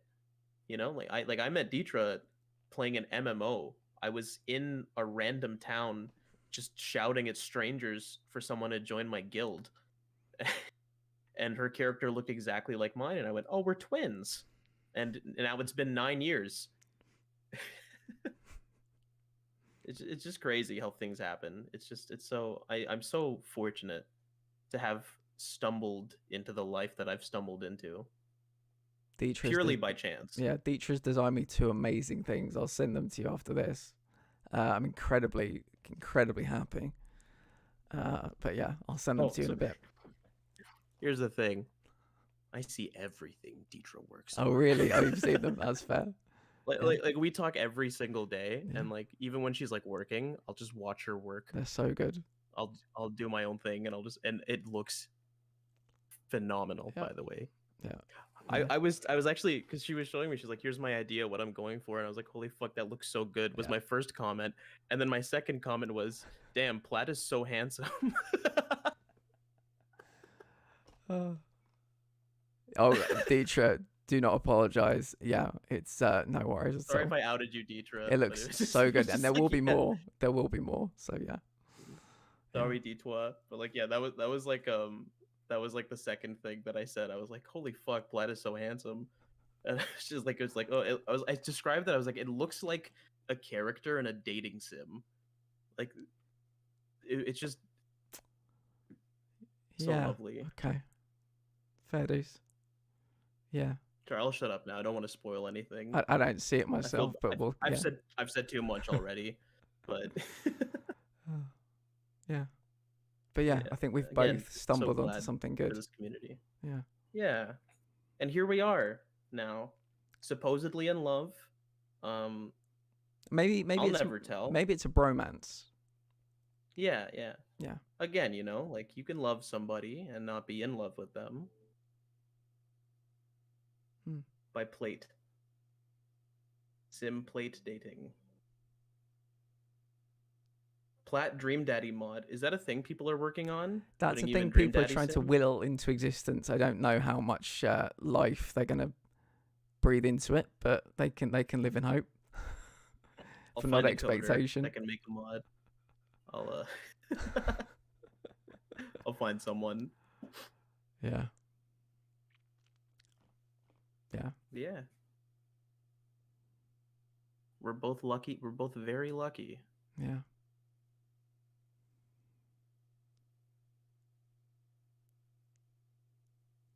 Zoe Alright, said she would you die ready of to wrap up? thirst. Sorry? Oh, Zoe said she would die of thirst if it became a real If thing. you were in a dating sim? Yep. I'd 100% that game for sure. If you were if you were a mod in there. Right. Should we plan 3 more streams and then we can and that could be how we bring this stream to an end. Should we plan 3 more streams? Yeah. So we have the test result one. Yep. That sounds out of context. That sounds quite dark. It does. I didn't think about it that way. Let's see. We had another idea. The Somebody voices- writing us something and we'd do Yes. voices. Yeah. That's 2.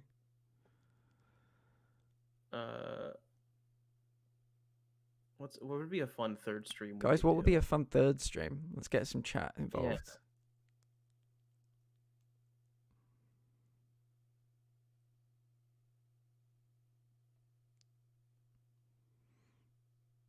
And we can let Thanos people is decide. Fall Guys. Played up. I don't think these are cross-platform, are they? I don't know. I don't know know if I see us doing gaming. I don't know. I think you and I might. Like, Sorry. so I was saying, I think streams like this. I think this is where we shine. I think this is our area. Yeah.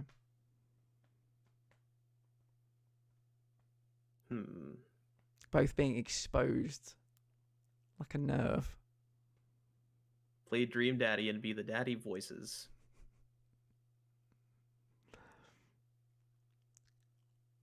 We'll see. We'll see. We might need to get a commitment from the chat. We might need to do it for a special occasion. But yeah, I like us doing things that maybe aren't gaming, aren't crafting, just some like just chatting variants. Teacher says a would you rather stream. That could be good.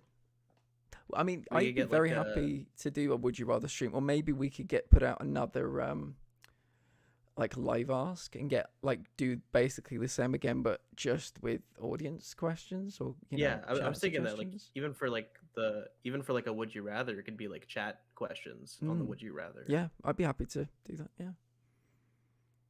Yeah.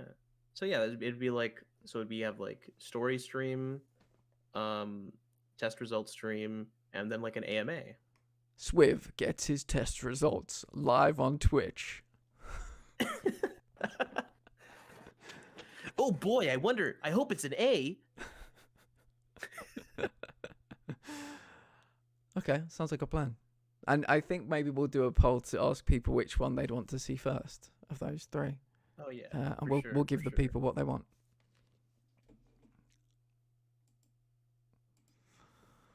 Cool.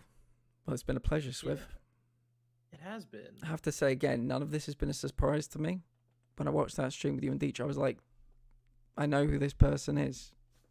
I know what they're like. I see their humor. I know we'd get on. And I feel like, I feel this is the beginning of a great friendship. Oh, 1,000,000%. Discord community night? Oh yeah, for sure. Community night has to happen. 100%.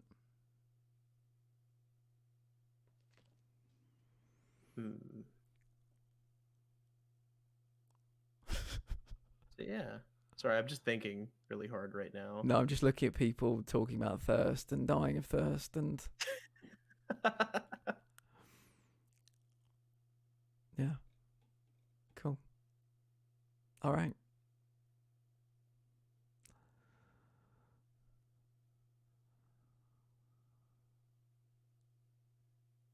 Dino says this was a sensual stream. Sensual. Yeah.